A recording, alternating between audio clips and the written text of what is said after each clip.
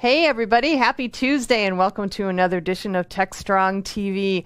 I am your host, Charlene O'Hanlon, sitting in for Alan Schimmel, and I am so excited about this episode of TechStrong TV. We have so many great interviews coming up on today's show, starting out with a conversation that Alan has with James Isaacs of Ciara.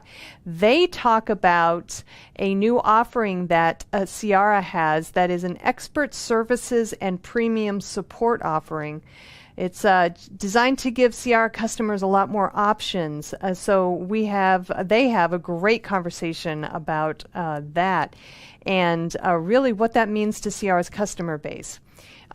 Then we have an interview that Alan did with Philippe Nsaguel, who I think is I think I pronounced that correctly. He is with Orange Business Services, and he is on with also with Steve George of Weaveworks, and they talked to Alan about a recent funding that Weaveworks just went through that was $36 million, and it's designed to bring GitOps and cloud native to several telecom providers, or actually to market in general, and several telecom providers have actually been a part of this, and Orange Business Services in particular, they have big plans for GitOps and cloud native in their infrastructure plans. So this conversation that Alan has with both of them talks about Weaveworks and their role in helping Orange and what this investment is going to do to help them further that. Up after that, we have another conversation that Alan has with Jonathan Rendy of PagerDuty. PagerDuty recently had several announcements from the AWS reInvent 2020 virtual conference that is actually an ongoing conference. They also announced some quarterly earnings and new alliances. So lots of great news coming from PagerDuty. Definitely a conversation that you want to check out between Alan and Jonathan. Then in the Something Old section for today's TechStrong TV, it's actually a conversation I had with Donovan Brown and Abel Wang. Both of them are from Microsoft. They call themselves the Black Shirt and the Rock Star. They're both highly sought after folks in the DevOps space, great speakers, a great conversation we had. It was really all about the shift from waterfall to DevOps and the role that that testing can play. And we had such a great time having that fireside chat. It was from the recent DevOps Experience Virtual Summit that we had, and definitely one of my favorite interviews for the whole year. So please, I encourage you to check out that fireside chat that I had. After the news, I have a great conversation with Curtis Minder of GroupSense, and we have it's an amazing conversation that I had with him regarding whether to negotiate or not negotiate on ransomware, and basically the rise of ransomware negotiators actually as a profession. And it's pretty scary that we are living in a society where the role of ransomware negotiator exists, but more and more insurance companies are actually looking toward using ransomware negotiators to help in their cyber insurance claims that they are processing. So Curtis has some great insight on ransomware negotiation and whether organizations should be considering that if they ever get hit with ransomware. So that's a really, really fascinating conversation that I have. After that, we have a new installment on TechStrong TV. It is called The Lab. It's Brendan O'Leary from GitLab, who comes on and talks about the latest and greatest monthly releases and updates coming out of GitLab. This is something we've we've had Brendan on TechStrong TV quite a number of times to talk about what's happening with GitLab, and we decided, why don't we just make this a regular thing with them? So Brendan is going to be doing this moving forward, I think on a monthly cadence, and he is just, as I said before, giving us the download, if you will, on what's happening as far as product updates and releases happening out of GitLab. So all in all, a great show ahead. Please stick around. We have got lots to share with you, but first we've got this commercial break.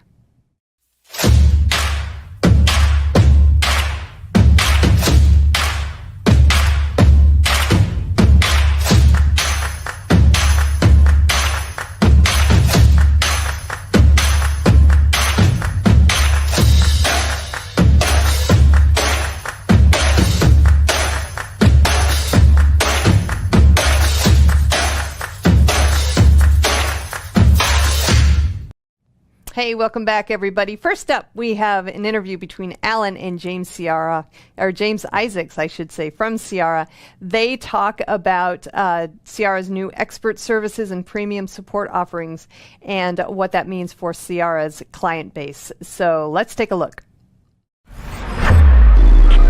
This is Digital Anarchist. Hey, everyone. Thanks for joining us here on another segment of TechStrong TV. My guest this segment is actually a returning guest. He's been with us before, but it's good to see him again and catch up. It's James Isaacs of Ciara. James, I got a little tongue-tied there. James, welcome to TechStrong TV. How are you? I'm doing great. Thanks so much for having me back again. It's my pleasure. It's always great to see you and catch up. So before we get into new news with Ciara, let's just do a little table setting. You have been on before. I think our audience is somewhat familiar. But for those who aren't, let's give them a quick kind of elevator pitch. Sure. So happy to do that. So Ciara is a SaaS software provider. We have a platform that assists in the process of automation and testing and embedding quality in the software development process for customer support systems. So like your voice and your IVR, SMS, web chat, things like that. So we help our customers get to the point where they can develop the software, deploy it quickly, and operate it without error. Fantastic. So some big news, though. You guys are rolling out. Well, I guess we gave away the news with the background title out there, but we're rolling out Ciara Expert Services, right? Yeah, that's right. We it's just a couple of weeks ago we announced this and are rolling it out. And the impetus behind this is that we've got hundreds of customers, Asia Pacific, Europe, North America, and we've just gathered a lot of experience. And so some of our customers come to us and they'll say, "Hey, Ciara, you guys you have customers in healthcare, insurance, financial services, et cetera. Tell us what the best practices are. You, Ciara, know kind of more than we do as one single customer. So tell us what those best practices are." And I think the other reason that we've done this is that as we go deeper and deeper into the market, we find some customers who have no experience with automation of testing and putting quality in the software development process. And they're really like, "Hey, we love this platform, but can you teach us in depth, how to use it?" Absolutely. And, James, I always tell people, who knows the use cases best besides the vendors? I mean, look, in my seat, we serve multiple masters, right? I have to serve my community. They're practitioners, they're executives at enterprises and mid-level companies. And, and quite frankly, sometimes they don't want to hear from the vendor because they think the vendor's just selling. Right. What I try to explain to them is that, yes, there are vendors who sell it. Vendors make money by selling. That's true. But who knows their use cases better? Who knows their customers better than the vendors? So you at an organization, you know your organization's parameters, issues, goals, whatever. When you're sitting where you are, James, you're looking, as you said, at a global audience of hundreds of organizations. And you start seeing patterns. You start seeing common use cases. Best practices start to emerge. No, it's absolutely right. And so what's interesting is, I would say the customers who are, learning organizations and say, hey, we want to get better, they're humble about it. And so they'll come to us and say, hey, how does somebody do this? We're in manufacturing, let's say, how does somebody do this in banking? Similar kinds of customer support functions. We'd like to learn, we'd like to know. And it's those companies, I think, that are learning organizations are the ones that are going to go, the farthest and be the most successful. So your observation, I think, is correct. Yep. So give us an idea of the kind of, services you're delivering here. Yeah, no, happy to. So it all starts out with a simple survey. It's 20 minutes, maybe 30 minutes max. And we put the survey out to, pretty broad reach within the organization. We'd like to have an individual contributor person, on the line doing work, answer the survey, as well as the VP running the department. Because what you get are all the puts and takes and the perspectives on, how is quality done? How is testing done? How is software development done? So it starts with that. And then we try to keep this in the beginning. It's kind of a light touch. People do not have a lot of time. So we've got, 2-week, 4-week, and 6-week engagements. And the first one, 2 weeks, an assessment. We come in, a lot of dialogue. We ask questions. We collect artifacts, like, how do you guys do stuff, right now? What systems do you use, et cetera? And it's really kind of a diagnostic, and we try to pinpoint where are they on, the test maturity model, that kind of 1 to 5 kind of stage. Where are they? And then, the 4-week engagement, we go into more detail, and we, at this point, kind of give them the recipe. Look, so we've assessed you. So now here's a recipe, go cook on your own. And then the 6-week engagement, we're more hands-on with them. And at that point, we're doing it, with them. You might think we're doing the recipe with them. It's mentorship. And then if they want to, the highest level of this is true managed services. So that's more like a 12-month kind of engagement, 18-month engagement. You hire somebody full-time that just run your testing and quality program for you. But the reason why we've done these as lighter, 2, 4, 6 week, kind of engagements, people don't have time. They want to see some kind of results, fairly quickly. But that's it in its essence. Got it. We were talking off camera, just kind of catching up. And James, you made a good observation. Offer to help you get set up, or back in the day, even install servers or what have you. But, and then there's the whole body shop model, right? Where I'm planting people in your location on an open-ended, contract. Right. Let's be clear, let's distinguish what these Ciara expert services are versus those two models. No, it's a really good question. So, back in the day, when everything was installed on premise, somebody had to, roll a truck and bring servers, install software. There's a lot, to it. Ciara is a cloud service. And so, as with most cloud services, it's relatively easy to install. So what was, kind of the professional services accompaniment that, came with big software installations, back in a, sort of previous era, that's not what we're talking about. What we're talking about is, and part of the reason we named it expert services was we are experts at this. And what we hope to do is have, if anything, a light, fast touch to the organization to kind of lift just, kind of the intelligence and the functioning inside of the customer. So it's not, don't think of it as professional services in the old model, because we don't need a heavy footprint on that. It's like a kind of a light touch and expert services to point our customers' organizations where they should go. Got it. So you rolled this out a few weeks ago, you said, right? Right. How do you see it in 2021? Where does it go? I mean, right? How does it continue to evolve and remain more valuable even? No, it's a great question. So it's kind of early days, we're learning. And, you know, I think as with most things, you know, as you come into contact with customers, they teach you things about how you should continue to, you know, formulate the product. And, you know, some things we've noticed is just getting to common definitions. What is a P0 or a P1 bug, you know, with the customer and lexicon. So there's a lot of just basic blocking and tackling that we're going to be improving. But where we see this going really is putting us, we hope, or we aspire to be really consultants and advisors to our customers. Besides, we think we have a wonderful software platform, but when our customers want it, that we're in a, you know, an advisory, trusted advisor kind of role. That's where we hope to see it going. And then also, I should say, we have some wonderful partners who have services that are, you know, similar to this. We'd love to be, if anything, kind of, you know, pioneers, pathfinders to create, you know, an ecosystem where some of our partners can deliver this as well.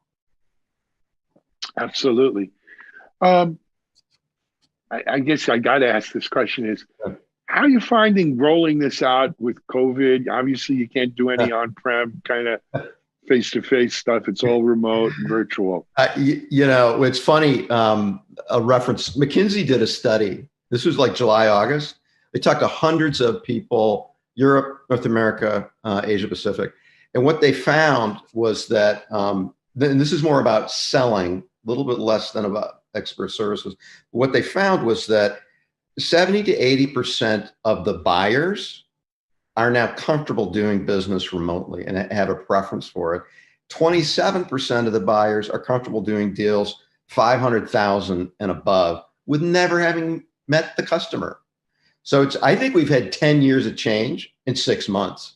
Yeah. So there's been a lot of adaptation. Now, taking just that kind of factoid, you know, information of this McKinsey study, what we're finding is that, you know, people want their organizations to learn. They want them to get better. And I think so there's the desires there, the needs there. I think a lot of the basics about, you know, empathy, precision questioning, listening really well. You just got to be even better at it on video because you're not in person. You don't get all of the, you know, nuance. Yeah, the nuance and the, you know, kind of the body language cues and all this stuff. So we spend a lot of time, you know, just making sure we're listening, et cetera. It's a great question, but I think the world's adapting. You know, again, there's an article in the Wall Street Journal this week said that the airlines are expecting a 19 to 36% permanent drop in business travel. And, you know, it's a lot of CFOs out there. They're looking, hey, all this business is getting done without all this travel. So I think we're rapidly adapting, but just to, you know, off of your original question, it is harder. You got to lean in and listen more closely. But it's a really good question. Yeah. And you're right. I think, look, you know, we've been doing our own planning for next year already. And I mean, we've basically written off travel next year. I don't think we're going to be going to conferences or going to see people in person through early 2022. And then it's going to be slow and steady, right? As people sort of build up confidence. Years until you start seeing anything like it was before. I totally agree. Yep. Yeah. So, and I think companies need to plan for that. I mean, we're investing in new virtual platforms and ways of interaction, you know, that we'll talk more about at Media Ops over this coming year, but it's certainly out there. We're running, you know, near our time limit, James, but I got another kind of area I wanted to kind of reach with you. So look, having the services allows your customers to get more out of your existing product, right? But there's also a feedback loop there and sort of a reverse where having your customers get more out of your product drives you to make a better product and put more into your product. So let's talk about, like, where do you see that phenomenon? It's not a phenomenon, but where do you see that effect taking the Ciara product line? That very insightful perception on your part, Alan, because this is like the highest level of dialogue with a customer. So there's the average, kind of thing. Hey, how do I use this? How do I do that? Tell me about this feature, et cetera, kind of basic training. But what you just pinpointed, the other dividend that comes to Ciara and ultimately our customers is that we get into this very high level of dialogue of like, how does your organization, Mr. or Ms. customer, get to super high potential output? And then how do we bend and evolve the product to fit that? So it's a really good question. So we see it as a positive feedback loop in a very direct way. Absolutely. And, it'll be interesting. We're sitting here now at December 4th, 5th, whatever the date. I'd love to talk to you maybe in February or March, James. And because I think you're going to have a lot more insight into how this is, it's the butterfly effect to a certain degree, right? How it's going to change the path of where you guys are going. Yeah. Interesting I'd stuff. love to come back, give you a report. Well, don't wait till February. You can come back before that. James, beyond expert services, what else? Anything new, exciting at Ciara you want to share with the audience? We have some stuff we're going to be announcing after the first of the year, but I'm going to not spill the candy yet. It has to do. So now you have a reason not to wait till February or March. We'll see you after the first of the year. Fair enough? Yeah, fair enough. Sounds good. All right. Hey, James Isaac, CEO at Ciara, announcing Ciara Expert Services available now, and he's gonna be back right after the first of the year to give us even more new stuff coming from Ciara. You put yourself on the hook there, James. Hey, this is Alan Schimmel for TechStrong TV. We're going to be right back with our next guest in a moment.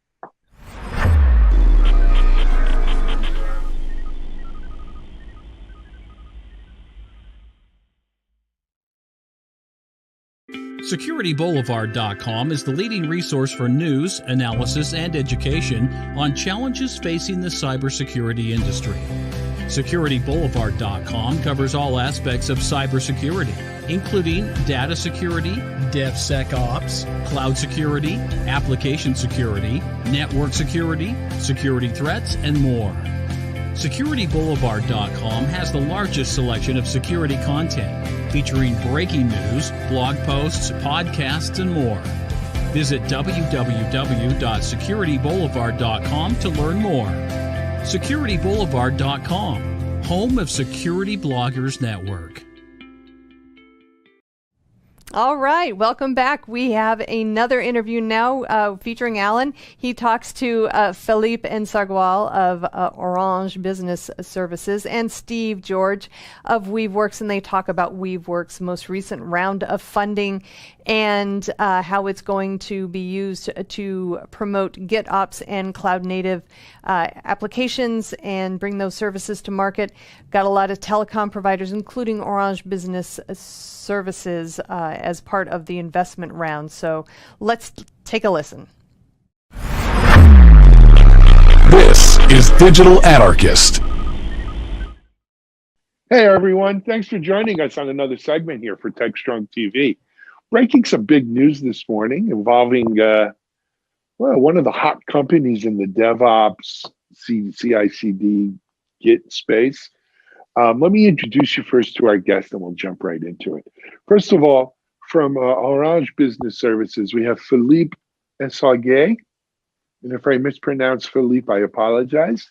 But why don't you say it correctly so our audience at least hears it one time? So my name is Philippe Nsagwal. I think I did a good job then, man. I'm proud of myself. Joining Philippe and I, thank you. Joining Philippe and I is Steve George. Steve is the COO of Weaveworks. Steve, welcome.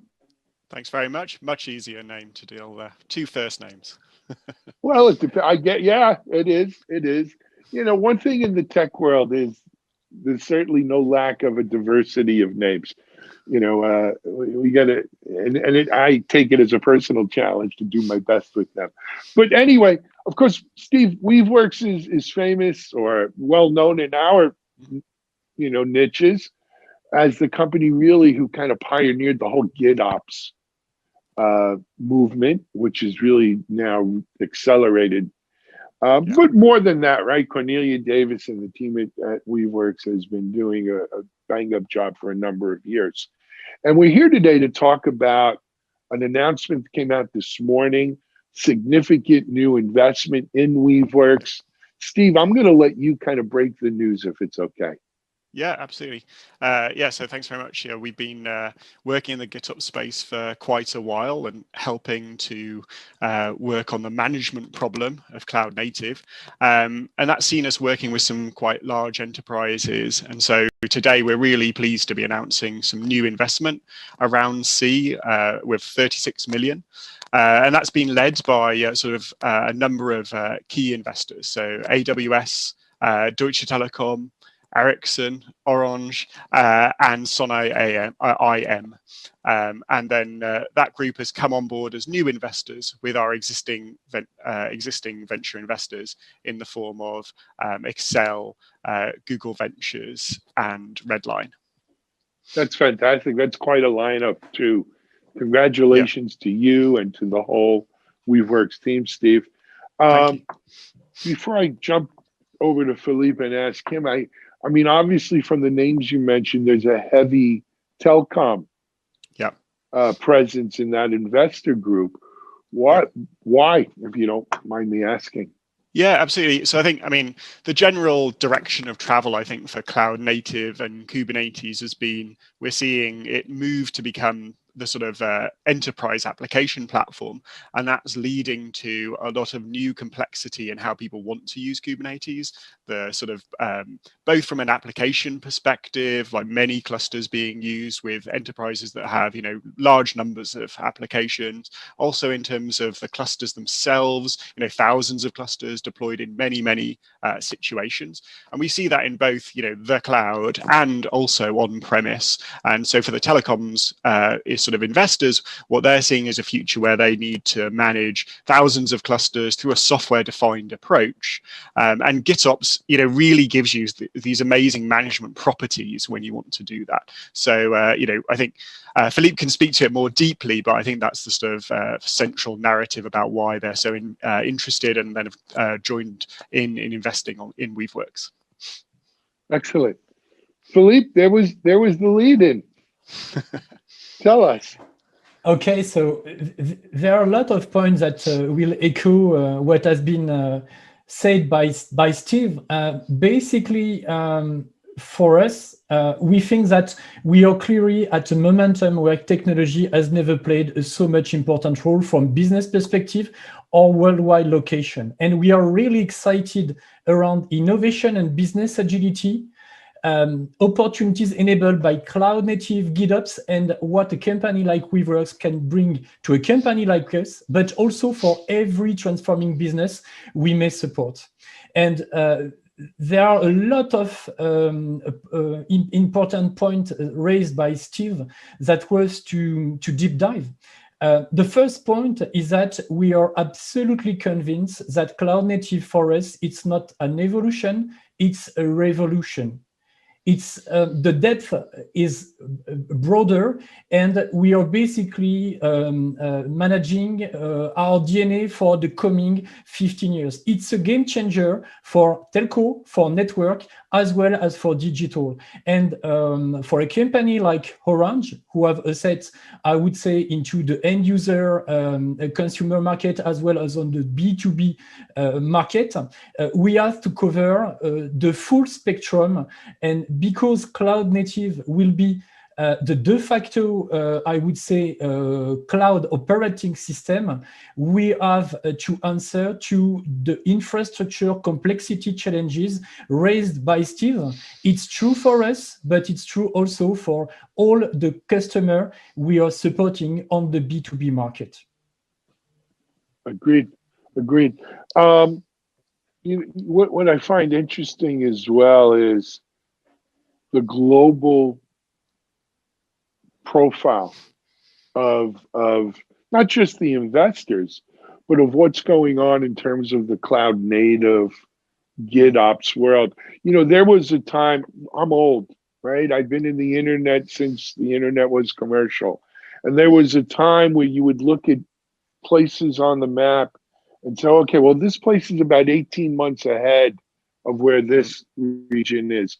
And this region is about a year behind that. And this region, it's 2 or 3 years away from really being able to use some of this stuff. That's out the window. Today, you know, things are really happening. I don't care whether you're in Europe or the US or APAC, Australia, New Zealand, India, the Middle East, EMEA, you know, everyone is at pace, it seems. Everyone is wanting these digital transformations, right? Whether it's B2C or B2B, everyone recognizes that, you know, this transformation needs, as you say, Philippe, it's revolution in terms of the urgency, right? You can't afford to be late to this party. Otherwise, yeah, I you think may that's not totally, yeah, be I around think that is for the totally true, party. for sure. Yeah.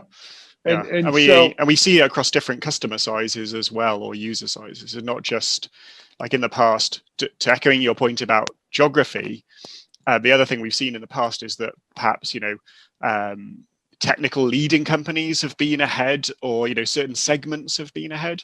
But I think with cloud native, what we see is, you know, pretty much across the board, from, you know, very traditional enterprises through to B2C, you know, everybody really sees the importance of that cloud native transformation at this point. And if Alan, if I may, perhaps just a comment on the last thought about from Steve.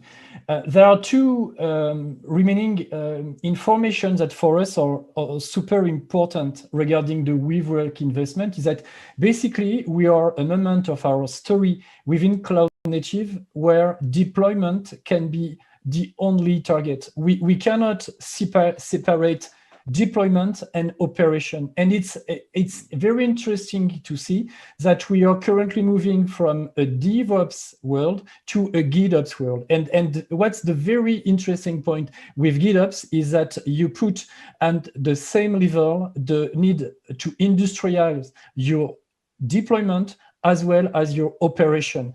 And for company where they are more and more challenged by their market, the need to scale is obliged, I would say, to be covered by the two activities at the same time if we want to scale at the right pace. I agree with you, Philippe, for sure.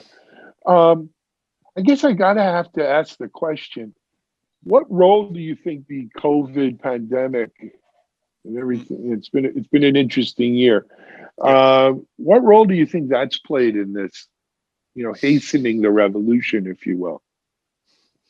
Yeah, I mean, I think we see that.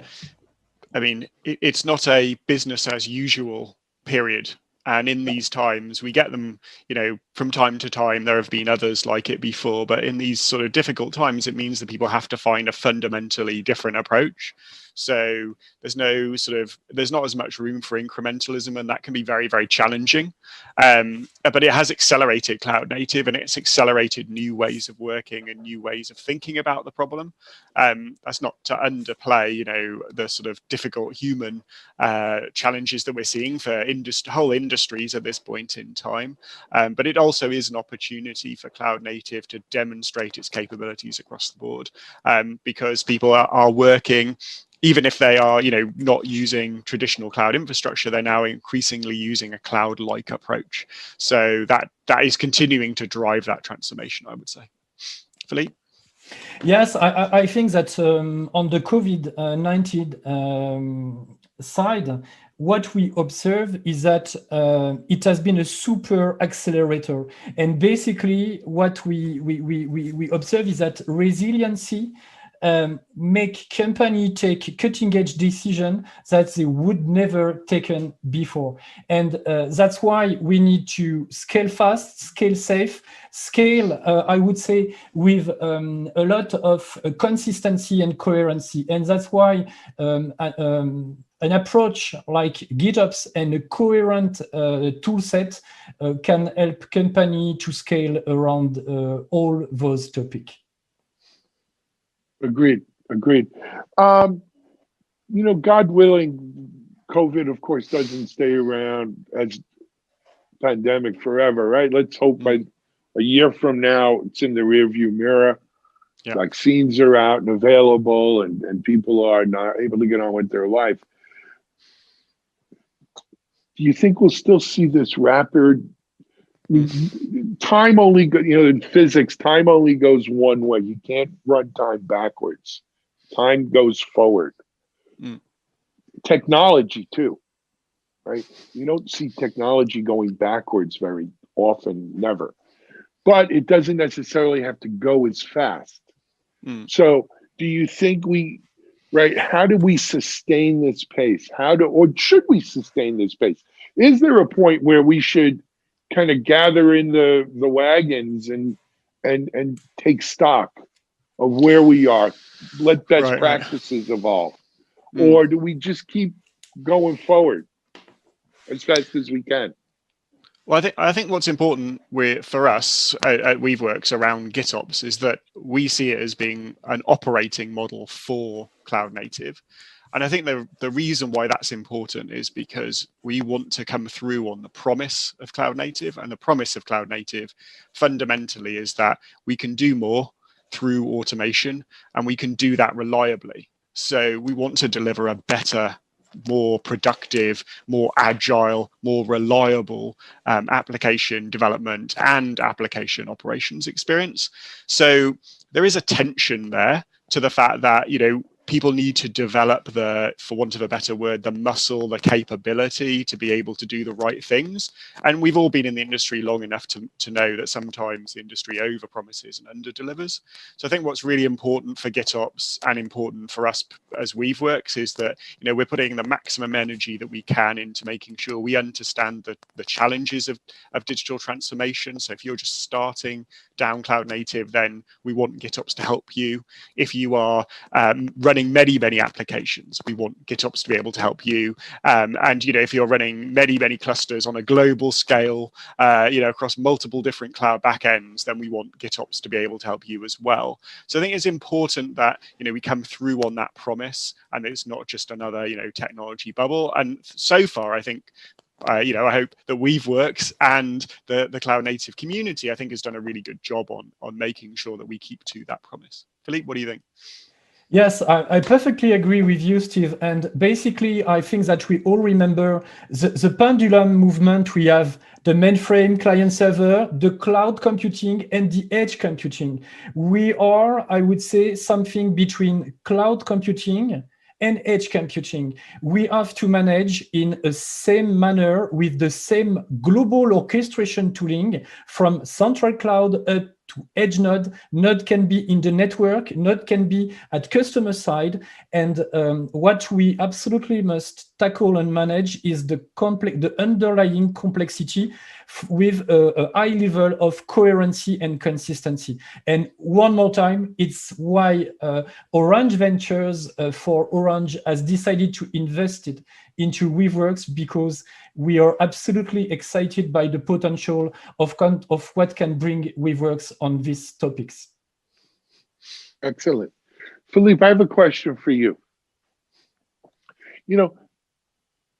Of course, Orange is a huge telecom business provider, services provider around the world. Most times when we see companies investing, it's VCs investing, and the investment is to make a profit on their investment, right? I invest $1 to make 10. But in this case, this is more of a strategic investment. What does success look like from Orange point of view with your Weaveworks investment? It's a very good question, Alan. So basically, we have in front of us challenge in terms of modernization on telco, on network, as well as on digital. And when we are observing the move, the trends, all those space are converging into, I would say, the cloud native space. So for a company like Orange, who have to manage, I would say, infrastructure and cloud within all these versatile environments, we absolutely need to move with an industrial and professional approach. And that's why we truly believe that the tool sets and methodology that Weaveworks can bring into the table can really also support us.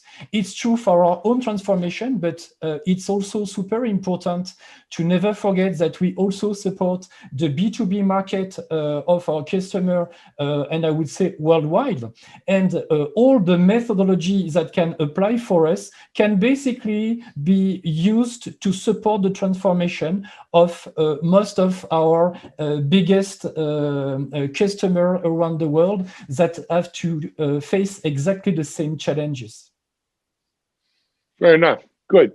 Guys, I told you the time goes incredibly quickly. We're way over time, but I wanted to make sure we got that last point in. Steve, again, congratulations to you and all of the Weaveworks team. To really, I mean, beyond the magnitude of the the amount of money, the lineup of investors here is truly impressive. But it's also impressive with what Weaveworks has done, right? I'm a fan, obviously.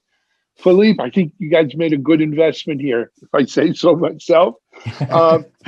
But we'd love to hear more about what Orange does over the months ahead. Please come back and visit with us. Okay. But for now, we're going to call it a wrap. Weaveworks announced $36 million in new investments. Here on TechStrong TV, this is Alan Schimmel. We'll be right back with our next guest.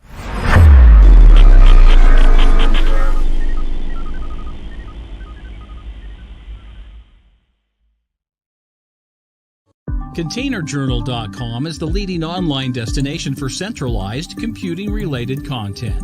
ContainerJournal.com covers all aspects of software containers, from container management, data management for containers, container security, networking for containers, to the entire container ecosystem, Kubernetes, microservices, serverless, and more.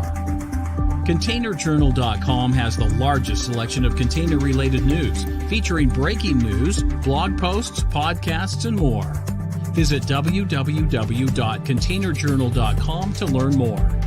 ContainerJournal.com is operated by MediaOps Inc., the team behind Devops.com, Digital Anarchist, SecurityBoulevard.com, DevOps Connect, and DevOpsDozen.com.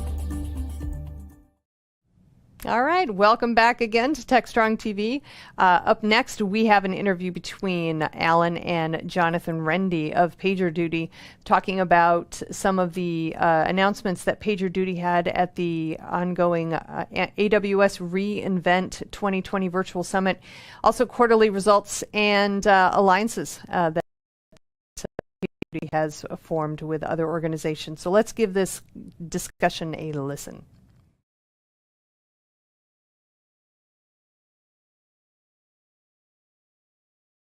Hey everyone, it's Alan Schimmel. Thanks for joining us on another episode of TechStrong TV. Our guest this episode is a returning guest, my friend Jonathan Rendy of PagerDuty. Hey Jonathan, how are you? Very good, Alan. Great to be here. How are you doing today? Good. It's good to have you back on, my friend. I think the last time we were on, it was you and Alex Honor from the Rundeck team. And that was just when I think the Rundeck acquisition closed. Was that it? That's right. Yeah, it was. We were probably about a month in, so it was a good time. How before we jump, we have a lot of PagerDuty news we want to jump into, but let's take care of old business first. Old from a month ago, but that's 2020 for you, right? Right. How things going with Rundeck? Really good. The acquisition's closed, but the integration and the go to market. Yeah, the dust has settled, and we've had an opportunity now to really have both organizations start running in the way that we intended in the very beginning, past all the integration initial onboarding type stuff, and it's been great. We've now added 500 integrations overall, because we've added in all the integrations and everything from Rundeck. We continue, both myself and Alex, continue to talk to prospects across both of our customer bases. And I think the most exciting thing is when we get a chance to speak with them, we really don't have to explain a whole lot. People get it right away. And that's encouraging and gratifying both, because you don't want to have to spend a lot of time explaining, completing, adding machine automation to people orchestration and why that makes sense, and the complete, incident response lifecycle. People are excited about that. So it's really been going well. And culturally, I think the most important thing, Alex and Damon and the team are just super. Love having them as a part of the family. Very cool. Excellent. And success, look, I'm a big fan of Damon and Alex. I'm a very good friend with Damon. So, more power to them, more power to you guys. Do great things together. Let's pivot from that though, Jonathan. Some new news coming out of PagerDuty, a couple of different items as we, come to the end of the year, start getting ready, gearing up 2021. Share with us some happenings, some news. What's going on? Well, we've started and kicked off our new quarter in an exciting way, joining a few announcements at AWS at reInvent. And so we have a couple of new integrations and announcements with the team at AWS around some of their new offerings. We're excited to share with everyone. Sure. Well, let's go. So I guess the first of which is one of the new observability solutions that AWS has. It's called Devops Guru. And yes, we've long been, as you know, Alan, we've long been integrated with CloudWatch, and a big segment of our partners and customers use CloudWatch working with PagerDuty. And now AWS has really kind of taken the next step with the introduction of Devops Guru, which is think about it as a full stack observability monitoring solution. And so we were really excited to be one of 4 launch partners that they have, which our relationship continues to build. Jennifer, our CEO, with Andy Jassy and others in the organization.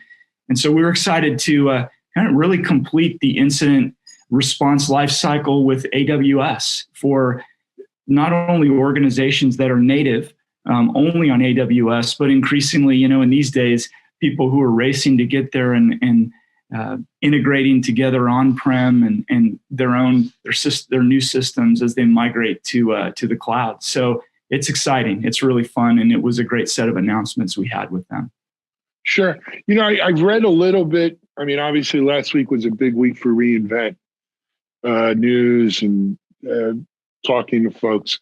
So the AWS Guru thing does sound really promising and cool, if I say so myself. And it's going to be interesting. I mean, PagerDuty, others, they really kept it to a select group initially, right? Of some really special companies that had, very specific kind of relationships with AWS. Yeah, they did. Yeah, well, they did. It seems as if really, a lot of folks have gone to AWS over the years to work exclusively in that environment. And for me, when I look at not only Devops Guru, but also Control Tower and Outpost and some of the other announcements that they've made, they're really looking to extend and work in the worlds in which, their customers, our joint customers, are working in, which isn't just the only AWS world. They're really expanding and integrating into the AWS and non-AWS world in many ways. Agreed. They are. Well, I think the rest of the world is expanding into the AWS world. Yeah, it goes both ways. Yeah. I mean, it was interesting. I was just earlier today doing an interview with some European telecom providers, and it's amazing what 2020 has wrought in terms of the reach of cloud native, and cloud technologies, right? It's just, if you're doing business today, you really got to have your presence there, your strategy there, your plans are all around that. So it's pretty amazing stuff. Jonathan, certainly this was a very different reInvent than in years past, right? I mean, it's usually quite the show circus in Vegas, and this year was obviously all virtual. What was, just interested in your take on it before we jump into other things? Yeah, in the entire reInvent event. Yeah, you're referring to, yeah. Well, I think number one, the breadth and reach. We just came off of our summit, our annual event in September as well, and I thought what was interesting was the reach and the number of speakers, and it was reflective also of reInvent, also, as well. Given everything's virtual, of course, and it's, since we're not in physical events, having gone to Vegas now of the last 3 years in a row to reInvent, is very different. There's a lot more content. There's a lot more content that's recorded that you can view when you want, kind of on demand. And so I actually think the reach and the breadth of the events seems greater. The content seems broader in many ways, if that can even be possible. I mean, reInvent is such a massive event, being down on, live on-prem, in Vegas the last couple of years. To see it evolve, it's just really continued in that way. When PagerDuty first started going to reInvent, it was really a developer-centric audience that was there. A lot of our early champions and partners and customers were there. And I think over the last couple of years, not only are those folks continuing to come, but many more in kind of the management ranks are showing up. And I think that was reflective in a lot of the sessions that we participated in.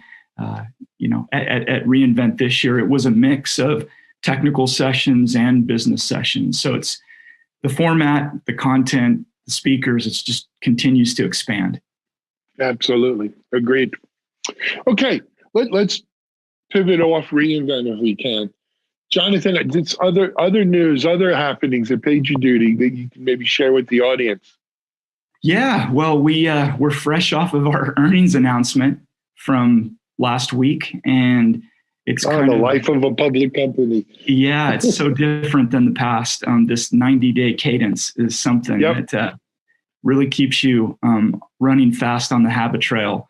Importantly, though, even though there's the financial and the commercial side, there's the ongoing work that we have in product and engineering, and a lot of the continuing on with the releases and the next steps post our own September major event, where we just had a whole set of really capabilities within our platform, like the new version of our platform, where we're focusing on service ownership, and lots of, PagerDuty took a big step, and I continue to see that working with a lot of our clients around not just the engaging, the historical alerting folks, to get them engaged when major events, major incidents happen, but it's the root cause, it's the fixing, it's the resolving of that.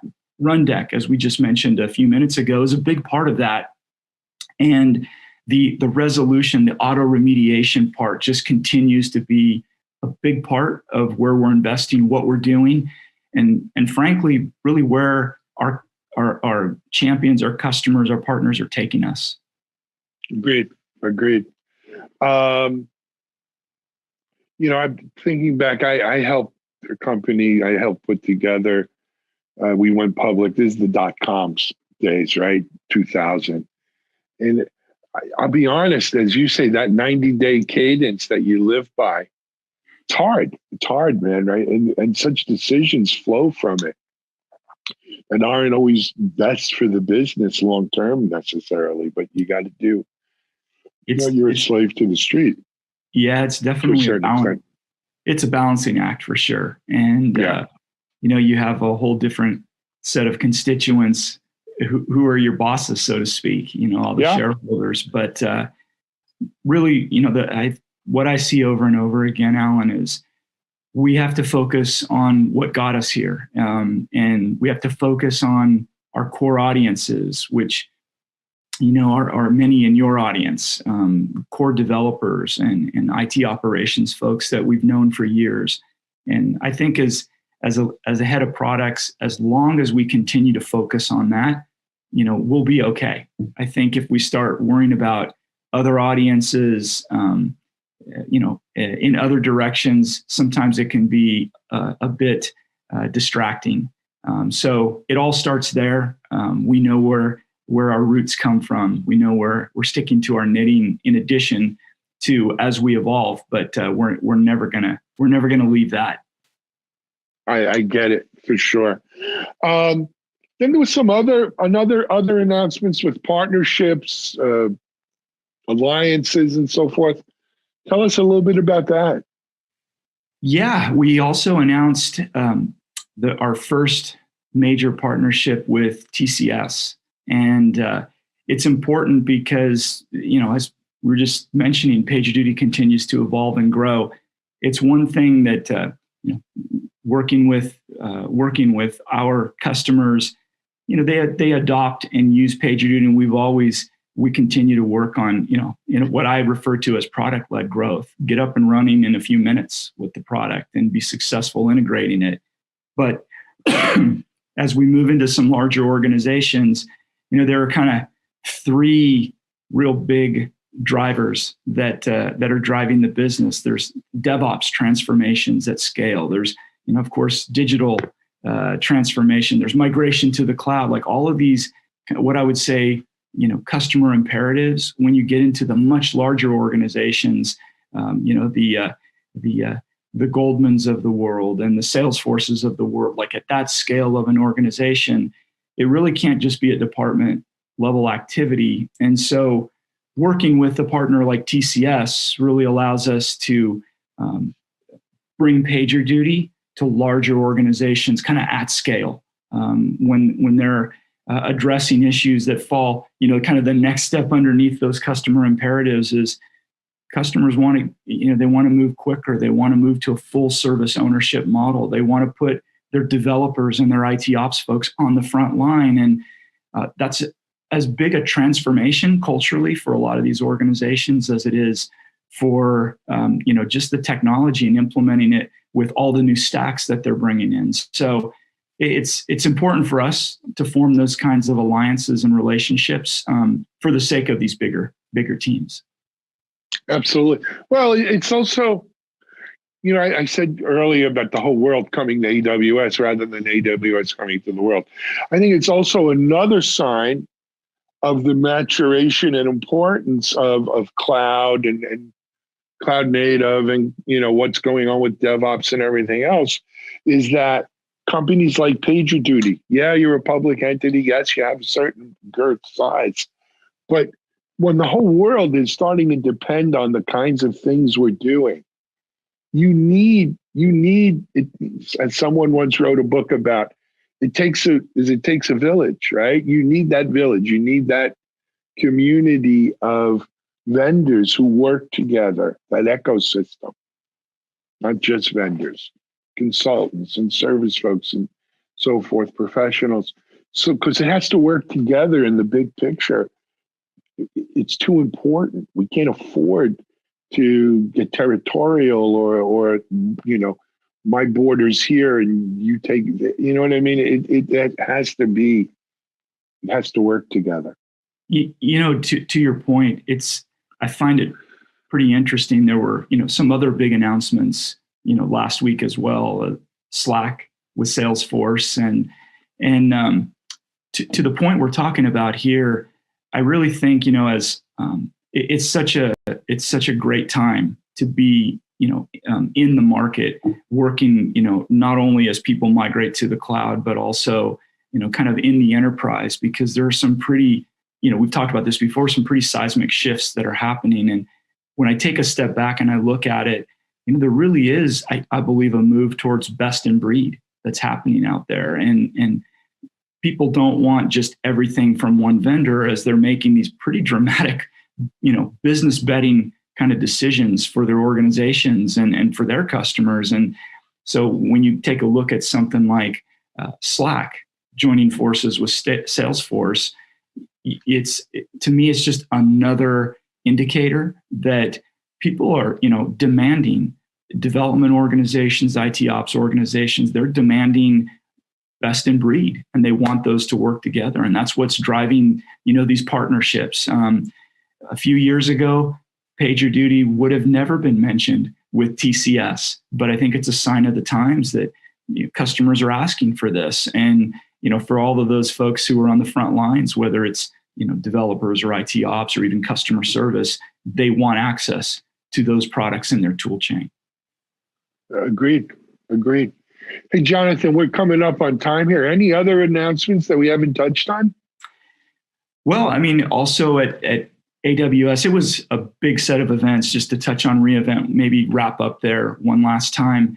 They had over 24 different announcements that they made. And our announcements with them weren't limited to just Devops Guru. It was also around Control Tower.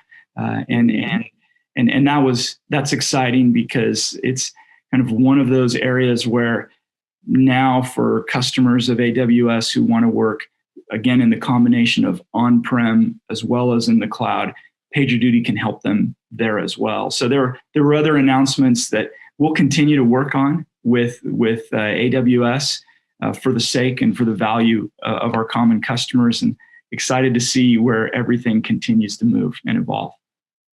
Absolutely, my friend. Hey, come back and visit us again soon, Jonathan. It's nice having you on here on a regular basis. Likewise, Alan. It's great to see you. Stay well and stay healthy. You too, man. And to everyone at PagerDuty. Thank you. All right. Jonathan Rendy from PagerDuty here on TechStrong TV. We'll be right back with another guest in just a moment. Stand by.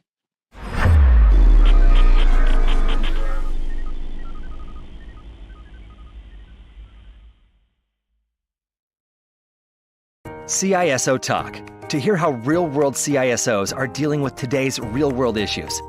From enabling secure remote workers to accelerating secure cloud adoption, defending against a pandemic of security attacks and beyond, CISO Talk covers the cyber topics you want to learn about. With your hosts, Unisys CISO Matt Newfield and Media Ops CEO Alan Schimmel, featuring a revolving panel of CISO cyber experts. This is where CISOs talk. Join us on digitalanarchist.com and techstrong.tv. All right, welcome back. For something old this week is a conversation that I had, fireside chat conversation I had at the recent DevOps experience with Donovan Brown and Abel Wang of Microsoft. Great folks, great interview. We talk about DevOps from waterfall to DevOps and encompassing pretty much everything in between. A lot of information in this jam-packed interview. So let's get to it.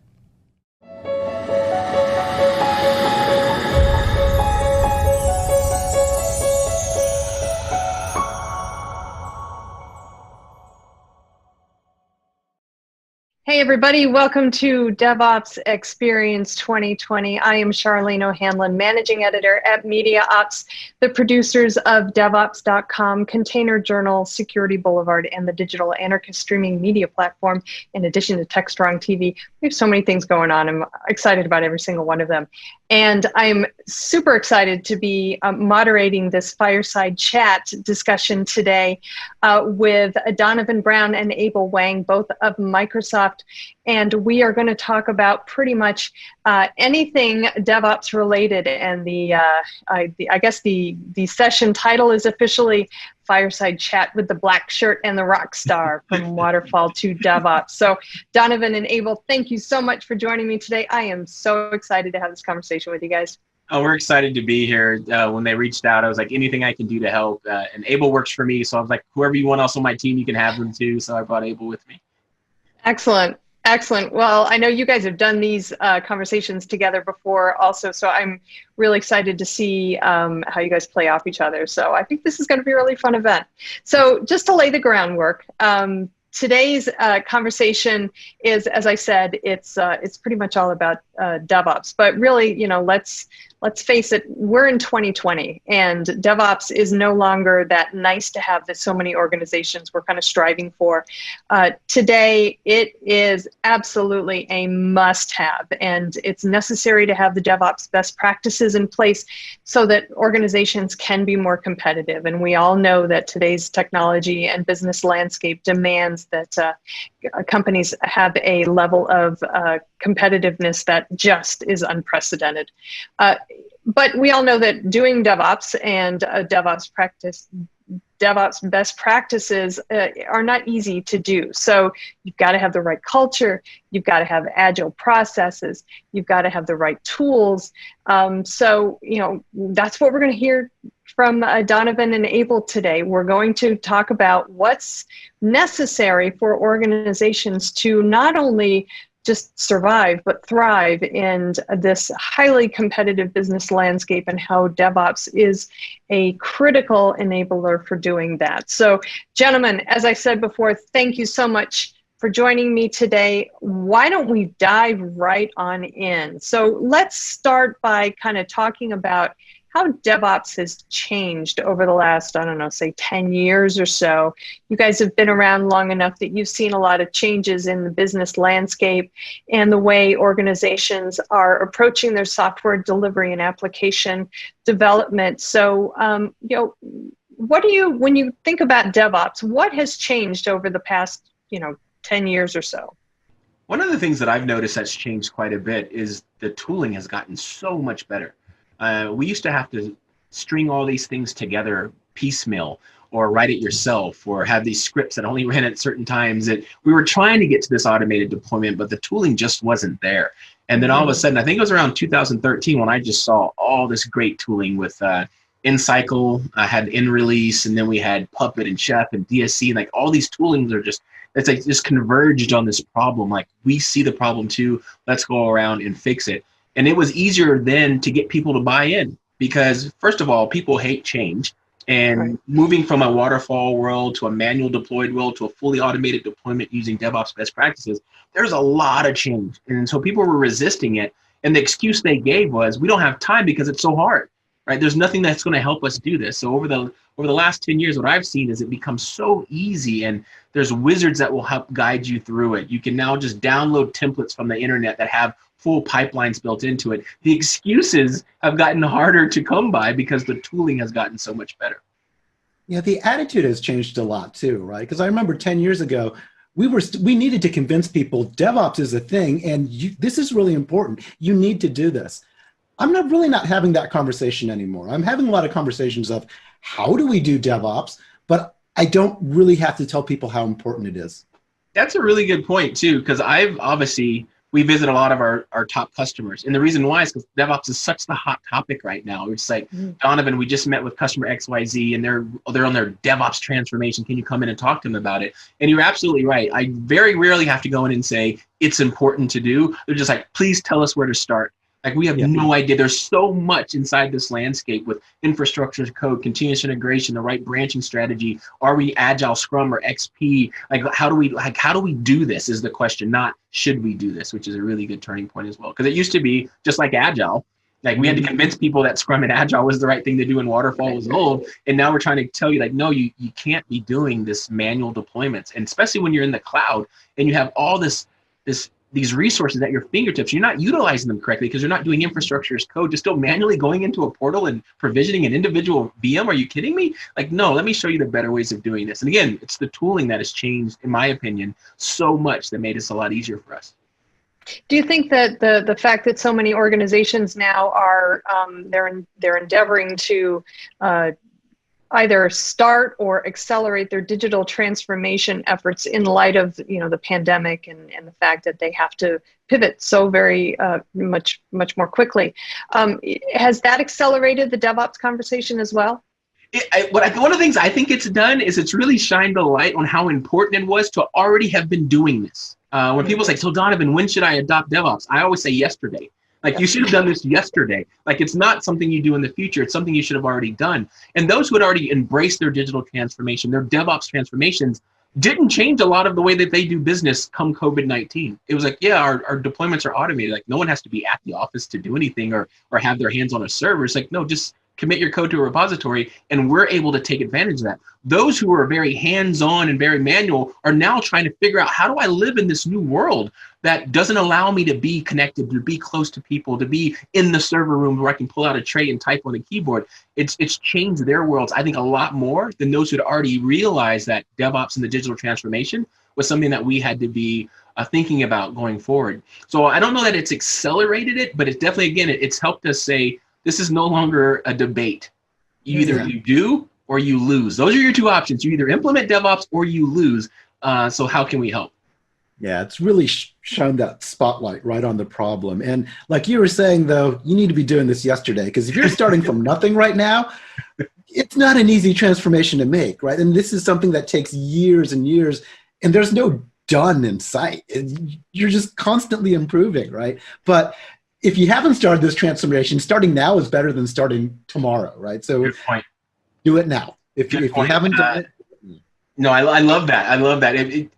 I remember there was someone, I can't remember who said this, it said DevOps used to be just for unicorns, but no, it's for horses now too. Like, you don't have to be the special Netflix. You don't have to be the special company that goes and does these things.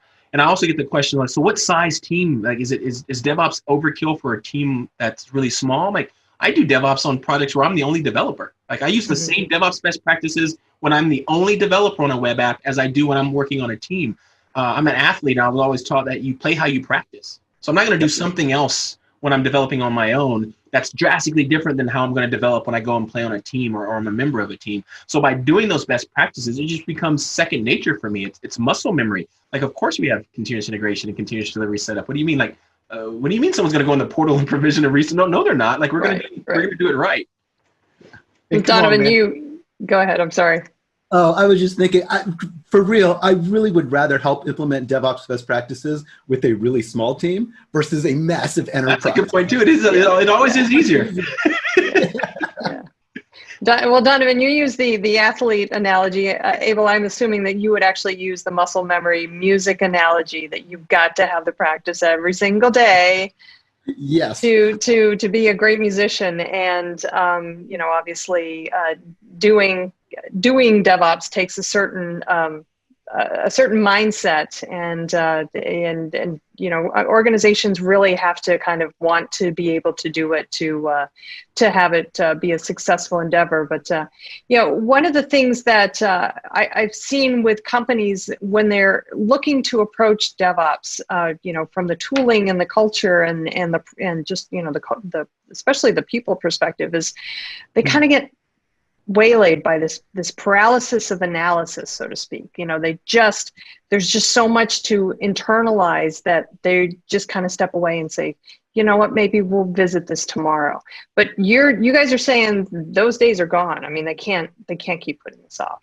Tomorrow never comes, because there's always another deadline. There's always another feature that drops onto your lap. There's already another event that you have to prepare for. So you have to start carving out time in your schedule every day to go and do these things. And what I tell people is, stop thinking that you have to stop what you're doing now and go do all this research on how to solve every problem you're possibly going to have in your DevOps transformation, and then come back with a document that says, let's go do this.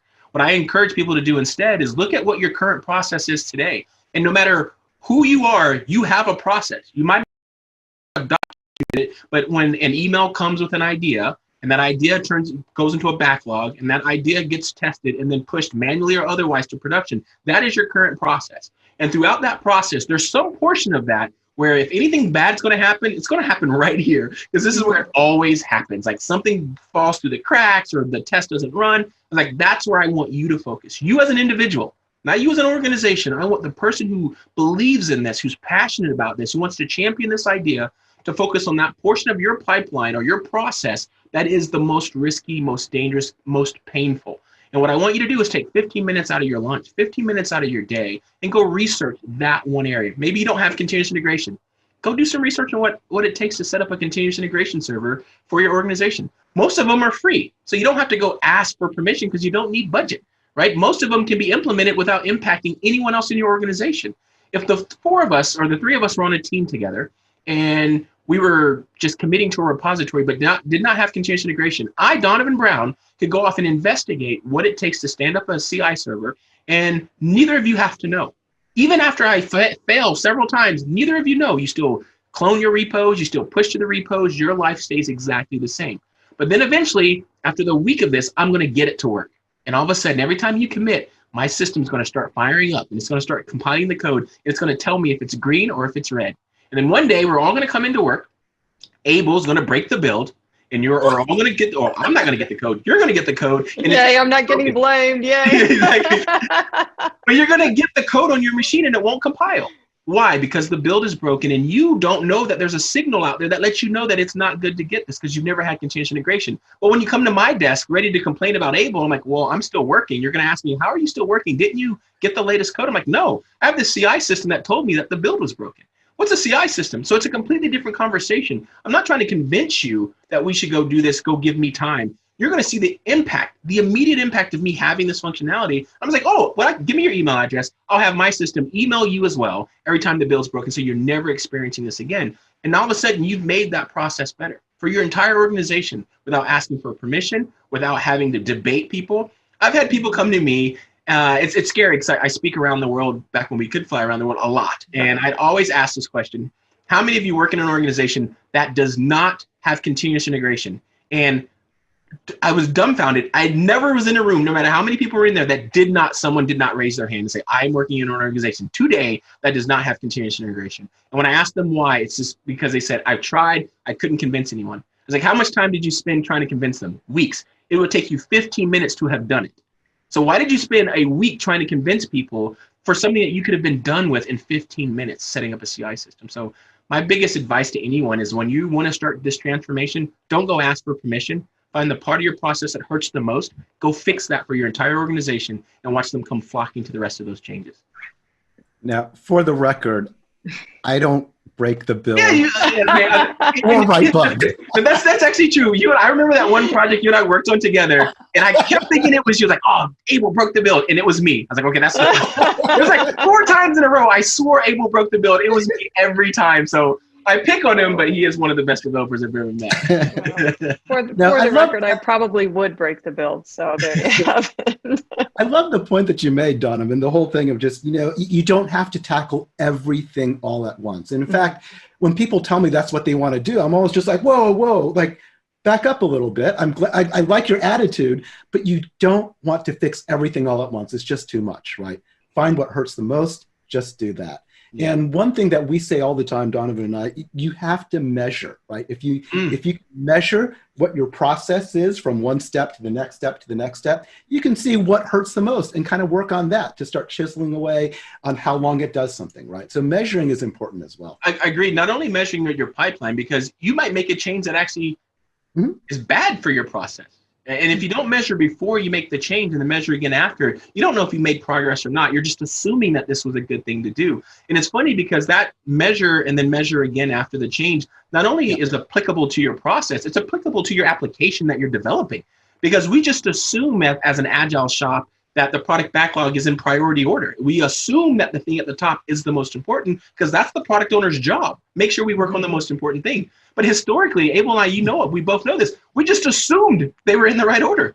Like we had no data that said that was actually the most important thing. But today you can put telemetry in your software so that when you deploy it, it's actually sending information home saying, hey, 90% of the people who visited our website actually visited this new page and was able to get some functionality. That's really valuable. And we need to do more of that. And you might find other things like that on your product backlog and lift those higher in the product backlog. But the reverse is also true. You might ship something and our telemetry says, nobody is using this. Like this is not even remotely valuable. And we need to stop doing this stuff and find something else for us to go do. Granted, just because I didn't use it doesn't mean it's not valuable. Maybe it's not intuitive. Maybe it was hard to find. Maybe we need to have a toast that says, hey, look at this new thing. But what's nice about the data is we can now go run experiments. We can go see if we can make it more intuitive. We can go and try to draw people's attention to it. And if they still don't use it, the data is telling us that is not important. And you as an organization need to go try other things. So again, the measure part, it's not just your pipeline. It's not just your code. You need to be measuring everything that you do and make sure that the changes that you're making are driving you towards the right goal and not in the wrong direction. Yeah, that telemetry thing is so freaking important, right? Because we are really bad at guessing what people really want. Like at Microsoft, we thought we were awesome at it. I mean, we would interview our customers, we would bring them in, we were great at it, right? When we started gathering telemetry, we started saying, well, a third of the time, we were awesome. Customers loved our new features. A third of the time, they were kind of like, yeah, whatever. And a third of the time, they were like, this new feature is so bad, change it now or we're going to another product, right? And what was surprising to us was this isn't just specific to Microsoft. If you look across the industry, you pretty much get that 1/3, 1/3, 1/3. Mm-hmm. But if you gather telemetry, like Donovan says, you can now tell which things are working, right? Now you can double down on features like that or avoid the features where you know are not delivering value. So instead of your experiments being 1/3, 1/3, 1/3, you start building upon it and you become more and more successful. I think it's funny that you said we spoke to our customers. That's just recent because we didn't used to. We used to look into our crystal ball and say, we know what you want and you're going to love it. And they did it. And that's how you got Clippy, right? We know you need this. You're going to love it. I miss Clippy. Sorry, I had to throw in Clippy somewhere in that conversation. I'm going to start a campaign. Bring Clippy back. Bring back Clippy. Listen, I've gotten a couple of questions from the audience. I want to throw one at you. Sure. The first one here, what is your best argument to people that have been around for 30 plus years that DevOps is a culture and not a group within the IT department, or even worse, a contract? I would agree with that. It shouldn't be another group that is yet another silo in your organization. I get very nervous whenever I go to a company and say, yeah, Donovan, we're all in DevOps. We built this DevOps team. I'm like, well, what does this team do? Did you just enable one of your Scrum teams to be more ops oriented? It's like, no, they're the DevOps team. They're so I'm like, so now the dev team has to talk to the DevOps team, who then talks to the ops team for them. Well, sort of. I'm like, that's bad. Right? Like, let's just go ahead and admit that's just yet another silo that you created in your organization. Oh, they drive all the best practices and like, oh, every one of these things is there. Those pipelines are going to some similarities, but they're probably going to be unique depending on what it is that you're deploying. Like, be careful about that. That just makes me nervous. What I want you to do instead is empower your current Scrum teams, right? To be able to own that pipeline. One of the things that we did at Microsoft for the Azure DevOps team is we treated our actual pipeline as a feature of the product, right? Because that's how we're able to ship so fast. So stop thinking about it as something you have to do or something that we do on your off time. No, this is a primary feature of our product. It's on our backlog and how we're going to improve it and make it faster. This is a feature of your product. And when we treated our pipeline like that, it got our devs more involved in our pipeline. It got our ops more involved in our pipeline. We didn't build another team. What we did is we used this DevOps transformation to bring the teams together, not create an excuse for yet building another team and another silo inside of our organization. So it is more than just people. It's more than just processes, more than just products or tools and technology, right? Mm-hmm. It's all three of those things coming together to allow you to continuously deliver value to your end users, which goes back to the measuring that we were just talking about. Is it really value that you're delivering? One of the other things I get a lot about 30 years and like long time stuff is people not wanting to change. It's like, I've been doing the same thing for 30 years. Why am I going to start doing something different now? I think it was Jeffrey Snober who said, success is the biggest deterrent to implementing DevOps. If you've been successful doing waterfall for the last 30, 40 years, why am I going to switch doing it now? And I tell everybody, because your competition is. You don't want to be Blockbuster, right? They actually had an opportunity to buy Netflix. I mean, the story of Blockbuster versus Netflix is this just like their people didn't get it.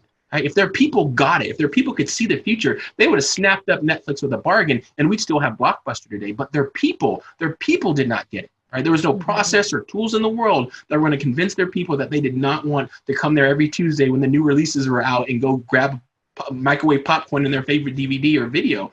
And they just didn't, their people didn't see it. And one of the ways that I encourage people who don't want to change or organizations is I use a workout analogy.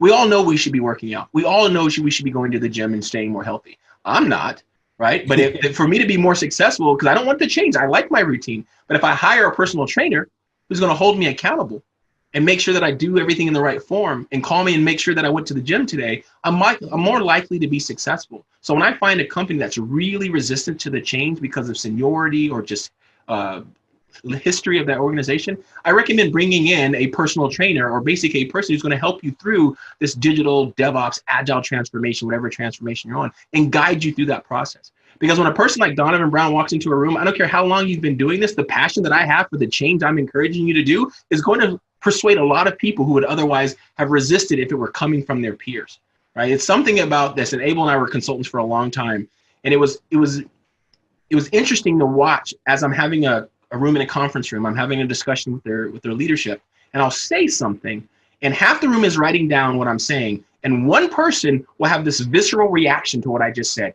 and they just sulk in their seat, and they're looking around like everyone, like, why are you writing this down? I've been saying this for years, and you didn't listen to me, but Donovan says the same thing, and you listen to me, and I would look for that person to sink in their seat, and right after the meeting, I would run to that person and say, tell me everything else I need to know about this company. He says, but why are they listening to you? I was like, that's not important. I'm the outside consultant. I'm the expert. They're not going to challenge me, but you know this company better than I do. What else do I need to say to them? And that's what you're going to need as an agile coach, a DevOps coach, a digital transformation coach to come in and say, hey, I know you've been doing it this way for 30 years, but let me show you. Let me convince you that this is a better way. And for some reason, they listen to outsiders when they won't listen to the people inside their organization. Being an outsider. Sounds like parenting. Is that parenting too?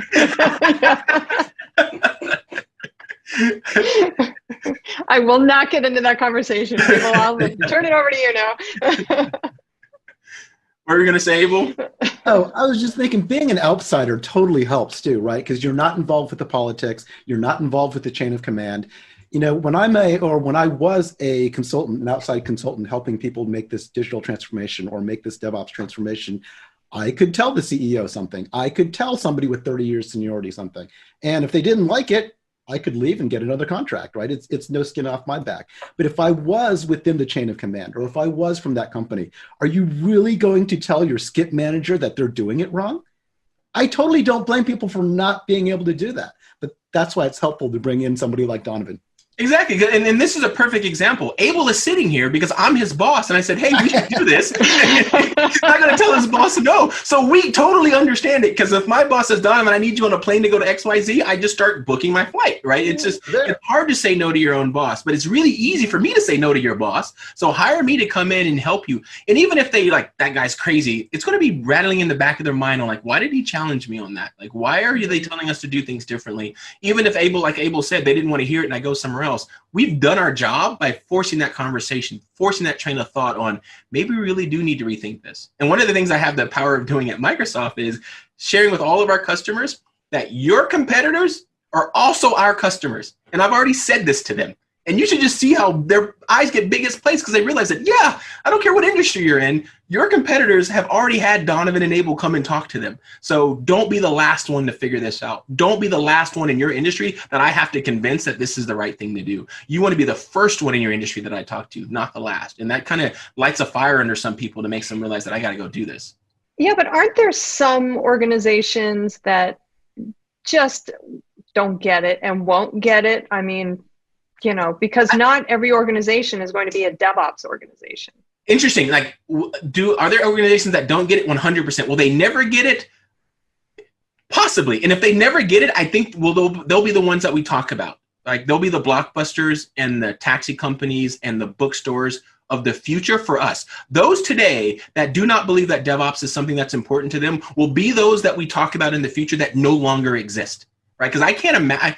I've been to almost every industry and every name brand that I personally know of, talking to them about this. So like everybody is realizing, no matter if they're making snacks that we eat or driving the cars that we drive or selling us the groceries that we eat, I've been to all those places, right? So I can't think of an aspect of my life that I haven't visited that customer and talked about these things with. And there's some that get it more than others. There's some that are further along in their process than others. And there's some that struggle because waterfall in certain areas of their organization works really well. If you're building an automobile, they can basically tell you down to the minute when your car is going to come off the assembly line, right? That's a beautifully waterfall type of process. And they have it to a fine degree of just certainty. So when you say you can't do that with software, that they just don't understand. Like, no. If I can build an automobile with this process, I can definitely write software with this process. Like, well, it just doesn't quite work that way. And sometimes I struggle to get them to understand how the software that you develop is going to be different than the product that you produce per se. But once I get them to understand that, they kind of loosen their reins and realize that. Let me give you an example. Your competitor that builds the exact same thing that you do, look how cool their car is, because I can open it or unlock it with my phone, right? Or I can do this cool thing, or it'll parallel park for me. That's technology, right? And if you're not doing that and they outpace you, people are going to be buying their car instead of your car. So again, it's just this weird bit of that fear of loss of revenue, customers, that drives people to do the right thing. Yeah, beyond a shadow of a doubt, teams that adopt DevOps best practices out-innovate teams that don't. Oh, yeah. Not by a little bit, but by a lot. And I've been talking about DevOps for, it feels like forever now. And it used to be DevOps theory, right? I would spout it because I felt it in my gut, but I didn't know if it was true. I tried to convince people it was true, but today we've been DevOpsing long enough now. We have empirical metrics that show very, very clearly, DevOps best practice, you innovate faster. You actually have a much higher revenue stream. It's just plain and simple. Of course, you were saying, right, Donovan, companies that are successful or organizations that are successful, those are the hardest to change, right? The ones that they're already making millions, maybe even billions of dollars. And they have huge walls in place where their competitors just can't scale. But even companies like that, they get displaced by little upstart companies that have a radical new idea, a radical new way of doing things, and all of a sudden they're playing catch up. And the incumbent, which is so sad when the incumbent is refusing to change, has every advantage at their disposal. They have the experience, they have the name recognition, they have everything on their side. And for you to lose all that because you just lost sight of the fact that technology is literally running every aspect of our lives. People don't understand that it transports us, it educates us. It's where some of us fall in love on apps on our phones. Like, it literally has permeated every portion of our lives. And if you don't understand that you can use software as a strategic advantage against all your competition, like I said, we'll be talking about you, but not in the way that you want. It'll be when you went bankrupt because someone else ate your lunch. So let's pivot just a little bit, because I've got this question, thought it might be timely to discuss, and that is how DevOps has been impacted by COVID-19. What have you guys seen? I mean, apart from the whole kind of acceleration to digital transformation and beyond, but from a moral kind of visceral construct, what has changed with DevOps since COVID-19?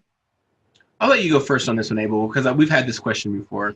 Yeah, it's more important than ever now to have DevOps best practices in place, especially with the impact of COVID-19, right? We can't hang around all together in a server room somewhere. We can't do it. I mean, you have to have DevOps best practices in place to just function now. I don't think much has changed, except the importance of DevOps has really been highlighted now. I think that's the way that I would put it too, because I haven't noticed since, February, when we kind of all went on lockdown. I don't know that I've seen any new innovations that I've missed something, or any new theories of DevOps in a COVID world. It was like, no, it was more like, thank goodness we have DevOps best practices in place, because we've been able to weather this storm. We've been able to still rapidly deploy and innovate our applications. We're still getting updates to our customers as if nothing has changed, because we had all these processes and people mindset and culture, and we had all of our tooling in place to be able to still function even in a completely remote environment. Because I tell a lot of our customers, as a litmus test for how well or how mature you are in your DevOps best practices, I ask them, what does a developer have to do to get code into a repository, into production? I hope the answer is commit to a repository. If your answer is anything beyond push to a repository, you got work to do, because that's all a developer should worry about is I did a git commit, git push, and moments later, however many of the moments that is, but there's no roadblock. There's no heavy lifting done by human beings. Yeah, there might be some approval gates in there that we want to make sure have been cleared. But again, that's all automated. And I can do that from my phone. I can do it from my house. I can do it from my tablet. It's not, I have to be in the office so that I can go physically do something or print out a paper or send an email no, we want to automate that. So what I've noticed, as Abel just pointed out, is that I think it's shined a light on how important it is. And what an advantage it gave everyone who was already doing it when our world got turned upside down. Yeah, and teams that adopt DevOps best practices, they already have that mentality, right? That DevOps isn't a one and done. You don't just buy it and hooray for that, you're done. It is a journey of continuous improvement, right? You're constantly asking, okay, what hurt the most this time, this iteration? What can we do to fix it and make it better the next time? So even when COVID hit, there very easily could be things that were not working quite right. But if you have that DevOps mentality, you quickly look at it and be like, oh, what things do I need to change, right? Very rarely do you hear people say things like, well, assuming they have the right mentality, very rarely do you hear people say, well, we can't change because that's just the way we've been doing it for the past 20 years. Sure. Right? So if you have bought into DevOps, you're much more accustomed to that type of change, introspection of saying what needs to change, what hurt, what can we do better for the next iteration. Yeah, I think the Agile process has taken a harder hit than the DevOps process, because a lot of teams even on our team, we had 50 Scrum teams that all physically sat together in the same room and did their stand-ups in person in the same room. That, I think, got disrupted a lot more than the DevOps thing, because it didn't matter where they were when they committed the code. The DevOps process was going to run. You didn't have to be in that room and have that same collaboration. But from an Agile perspective, from that process perspective, I think that took a bigger hit than any of our DevOps did. None of us on any of our teams is like, man, DevOps has really gotten hard now we're in COVID, or it's like, no, it's like, I just still commit to the same repository I did yesterday and the magic happens. Well, what about like maybe shifting from continuous delivery to continuous deployment? I mean, things of that nature where you're kind of maybe even going beyond what your basic DevOps processes have been, or even introducing a security aspect, shifting from DevOps to DevSecOps. I mean, are things like that happening in the wake of COVID-19, or are those kind of separate and above, what anything is happening in the environment? Yeah, those things were happening already. That's why I'm straining to see if I remember seeing a big uptick since February in any of those things. But I was talking DevSecOps, I was talking all the security, I was talking the difference between continuous delivery and continuous deployment. We were doing that already. Mm-hmm. And I don't think that I'm having any, because I've still spoken to a lot of our customers post-COVID, but the conversations haven't changed drastically. The conversations are still very on the topic of, we want to move as fast as we possibly can, because we're being out innovated by our competition, and infrastructure as code is a hot topic. DevSecOps is obviously a hot topic. Making sure that but they haven't become hot topics since February, if that makes sense, right? They were a hot topic before. Totally understandable. All right, I got another question here for you from the audience. If in an ideal DevOps world, teams are self-managing, how do you make sure your engineers are doing the right thing? Well, I use pull requests for a lot of that. Is one of the ways that I do that, because for those who aren't hardcore devs, a pull request is a process where a developer has made code changes in a temporary branch that is disconnected from the main branch that's being pushed to production. And for that code to be put into that main branch, there's a process called a pull request. And throughout that pull request, you can do all sorts of cool stuff before you contaminate the main branch with these pieces of code. You can run builds against it. You can run tests against it. You can have human beings actually review that code. You can have automated automation go across that code and do static code analysis and package analyzing analysis to make sure that there's no security holes in there, that they're using the DevOps best practices, that they're doing infrastructure as code. So one of the ways that we do that is they are self-managing. And I also treat adults like adults. Right. So questions like this always make me wonder, who on your team is acting like a 2-year-old, right? Because I shouldn't have to babysit an adult who is trying to do the best thing for their organization. But we do have things like approval gates. We have things like pull requests that give that second, third, fourth pair of eyes on a particular change. But also, if I have someone who's cheating the system or trying to get around the system and is breaking things, I've had some really stern conversations with people before on we're not allowing this to happen anymore. And if there's ways that I can not physically myself, but for example, we had one person who would always go into production and make changes directly on a production server that were not tracked in source control. So when we deployed again, stuff would break and we didn't understand why. And I basically just took their rights away from that particular environment. The only way you're getting changes inside of that environment is to go through the pipeline. So if I have to put those restrictions on people, I will. But I hope at first, I give you the trust that you're an adult, you know our goal. I'm going to treat you like an adult, and I hope you to behave like an adult. You behave like a child, I'll treat you like a child, I'll punish you, and I'll take out your restrictions. I'll have more people in your pull requests, whatever that has to happen. Once again, it sounds like parenting. Being a people manager and a scrum master is very interesting, because you're dealing with all these different personalities and behaviors. I knew I was going to be a decent manager after years and years of being a Scrum Master, because it was all about trying to figure out how to communicate with people, motivate people, get people with very differing personalities to work together. But one thing that we were always centered on is we succeed or fail as a team.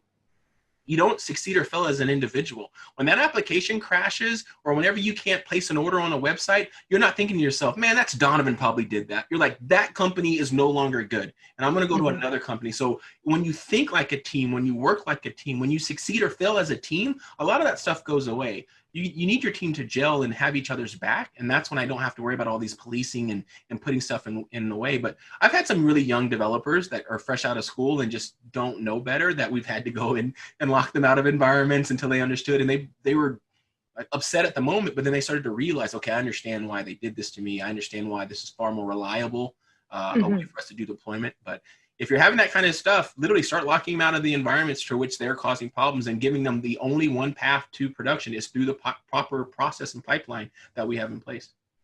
Yeah, so I have a slightly different perspective, because there may have been once or twice where I've acted like a child, a small child. So one of the things that really helped me is at Microsoft, they started something where they made the developers feel the pain of their own bad behavior, right? For the longest time, I never felt the pain of my bad behavior, because I write code crazy fast, right? I write code so fast that usually I grab a user story, I write it, I throw it over the fence, I grab another user story, I'm off doing something else. And by the time QA finds my bugs and hands it to me, I'm doing something completely different, and some poor junior developer has to come in and fix my bugs. So, number one, I never thought I wrote any bugs. And number two, I thought I was God's gift to programming. Neither one of those things are necessarily true. So at Microsoft, they really started making it so you felt the pain of your bad behavior. You weren't necessarily punished, but if bad things happened because of your code, you felt it. So one of the worst things that could happen would be something like a live site incident on Azure Devops services, right? That's a service that runs 24/7. It holds all of our customers, their source code, their pipelines. If that goes down, people can't do their business, right? So it can't go down. But if there is a live site incident, it's a really bad situation. We get our EVP gets on the phone, calls through his command chain, all the way down to the two poor people that are on support, right? And this role is so horrible that they have to rotate it because it's awful. So you get that support call, and if you're a developer, one of these days you're going to be on support. You get that call, it's going to be at 2 in the morning, because these calls always happen at 2. You're on a call bridge with this entire management chain, and they're constantly asking you, is it fixed? Did you find it? And you're not allowed off that bridge until you slap a Band-Aid on the problem. And you're still not allowed off that call until you figured out the root cause and come up with a plan to make sure that never happens again. Now, this call is so horrible. No one wants to be on that call. So if Donovan checks in code and I see there's a pull request there, I'm going to grab it. I'm going to go through his code and check it really freaking carefully. Go through it with a fine-tooth comb, because I don't want his bad code to get me on this call. And not only will I look at his code, I will look at his unit tests as well, right? Because those unit tests, those are the things that will protect me from his code again. So by really making us feel the effects of what we do, you know, I am no longer this mystical developer where I'm shielded from everything. I see everything that happens because of my code. I'm a lot more careful, and I tend to do the right things. I don't have to be punished for it. I don't have to be rewarded for it. I just do the right things now. No, I think that's a really good point, because when we put people on call, it's the motto, if you wrote it, you run it. And yes. I come from Compact Computers. I live still right down the street from their old headquarters of Compact Computers here in Houston, Texas. And I, as Donovan Brown, as a developer, when I was done, would go into the server room, pull out a keyboard, log into a ProLiant server and copy my software there. And then once it was done, I would run out of the room, and it was no longer my problem. If it crashed all night long, it was some poor support person on the phone trying to help our customers through this problem. I slept through the night like a baby. So in the morning, I'd get back into work all well and rested and feeling good and excited to go right the next day. And some poor person, I'm just drinking coffee, his eyes are all just worn out because he's been fighting this fire. He logs a bug. Maybe I fix the bug. Maybe I don't. Right? Because I don't care. Because if I don't fix the bug, I'm still going to sleep great tonight. Right? So again, those people not being good citizens probably aren't paying a single price for their bad decisions. But as soon as you call me at 3 in the morning because I tried to cast a word to an integer and it crashed, I'm going to go look into my entire code base and look for anywhere where we're using parse int and use try parse instead and start putting some logic in there to gracefully send back notifications or validation so my code gets better. So it's a really good point, Abel. Having people pay the consequences for their bad decisions, they make less bad decisions. But if I get away with just being lazy and quick and throwing it over the fence, I'll keep doing that because it's easy. Oh, I'll be lazy every single time. Your best developers are. Your best developers are the laziest people you've ever met because we're going to write software to do what we would otherwise have to do ourselves. I love it, right? That's why I love computers. I can make them do the stuff I don't want to do, but I do it quick. And we're also very optimistic as developers, right? We assume there's infinite hard drive space, there's infinite memory, the network never goes down. Users are very good. They never type letters where numbers are supposed to go. They never type numbers where letters are supposed to go. The world is perfect. It's not perfect. And we program like it is, but it's not. And I've known as I've gotten more mature as a developer, as I've been on call more as a developer, I've become a much more defensive programmer, right? I validate things. I will throw an error at you, at the caller, very quickly letting you know that this parameter is not right. And then we're finding that stuff in unit testing. We're finding that much earlier on. We're shifting left all that quality checks versus putting that burden on our customers. We're now putting it upon ourselves, which is a lot better too. And also, we also dog food our stuff inside of Microsoft a lot. So if something goes down, we're the only ones that feel that first. We don't give it to our customers until it's lived with us, and then we give it out to our customers. So again, that forces you to make sure your quality is good and your software is good, because we're not going to just disrupt our customers. We're disrupting ourselves as well, which is a steep price to pay. Sounds like. Well, guys, we have about 5 minutes left until our session ends, but I wanted to kind of throw it back to you and see if you guys have any kind of final thoughts on where you see DevOps, the whole DevOps market landscape going in the next few years, and where you guys think we're headed as a business and beyond. I'll tell you where I hope we're headed. I hope we're headed to a world where DevOps is not something that we're talking about like we are today. Because I'm old enough to remember when continuous integration was mind-blowing. The idea of having a machine that would compile our code every single time we checked it in, it was mind-blowing, right? And now it's a checkbox. You just check this box and that just happens, right? There's no magic behind it. DevOps is getting close. We have a lot of wizards, we have a lot of templates out there, but it's not quite that easy yet. And I hope that we get to the point to where DevOps is just something everybody does. And we're off worrying about something else. And if you need DevOps, you just check that box, or you don't do anything, because by convention, we just do the right thing, right? If you just commit your code, the magic stuff just happens. So I don't know where we're going to be, but I hope that's where we're going to be, and that Abel and I are coming back and talking about something completely different, because DevOps is just something everyone is doing already. Abel, do you have any final thoughts? I think that's really true. I want DevOps to be just a checkbox. I don't want to talk about it. I don't want to worry about it. It should just be a thing, right? In the near term, like when I look at DevOps, I think it's kind of cool, right? Because it's been an evolution. I mean, for the longest time, we couldn't even figure out if we can build the right software. So Agile had to be a thing. And then Agile became, well, it actually started working. We were building the right software, and immediately we hit the wall of, we can't get the code that we built in a sprint into production fast enough. So then we started worrying about CI/CD. And eventually we figured that out. And then we started saying, okay, the code is easy. What about the database? Yeah. And so we had to figure out database DevOps, right? And then we finally figured that out. And then there were things like, okay, great, we're pushing into production. Every time you check in, this is awesome, but how do we maintain quality, right? So we had to figure out, how do you maintain quality in a DevOps world? You got to shift left and all that stuff. And we figured that out.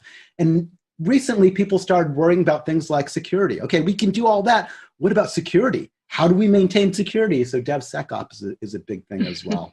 Some areas that I can see in the near-term future where I want to see more improvements would be maybe AI ML, right? I think AI, like ML ops, it does exist, but I think there's a lot of room for improvement there as well.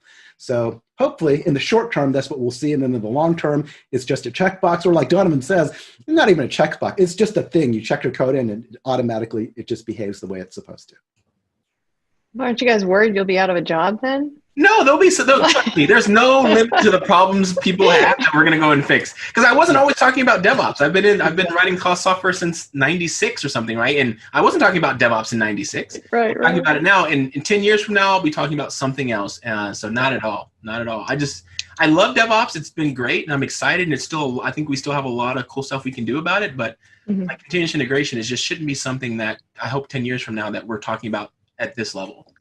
So if DevOps ceases to be, or do you think it will cease to be, or do you think it will just become integrated and people won't actually distinguish it as DevOps? That's what I think. The second one. I believe that it'll just be what we do. And just like good branching strategy, just like Git versus centralized version control, we're all now on Git. And I remember having those debates. I was on the other side. I hated Git when it first came out. But now I realize that like we just get on board, and this is how you do source control now, and this is how you do branching. I think DevOps will be the thing that just happens, because we're still going to have to deploy code. We're still going to have to test code. Like the things we have to do to get code from the fingertips of your developers into the hands of your users, that's not going to change.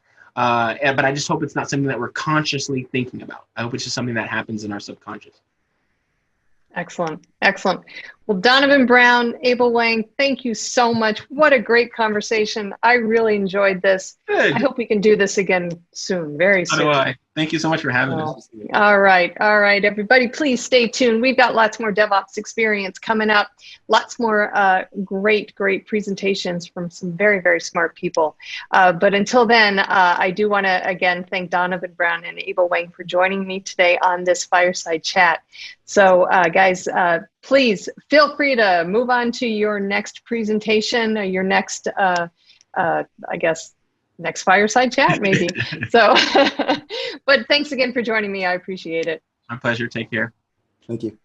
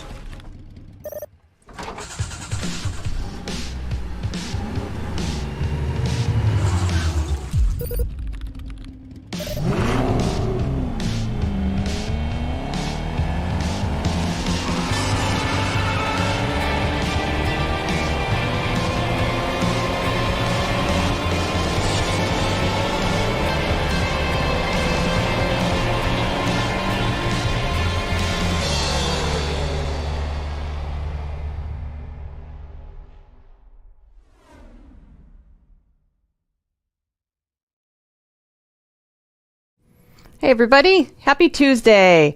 This is Charlene O'Hanlon. I'm here now with the Tuesday edition of the news headlines. First up on Devops.com, we have the fourth installment in Don McVitie's series on DevSecOps tools. This latest one is on interactive testing.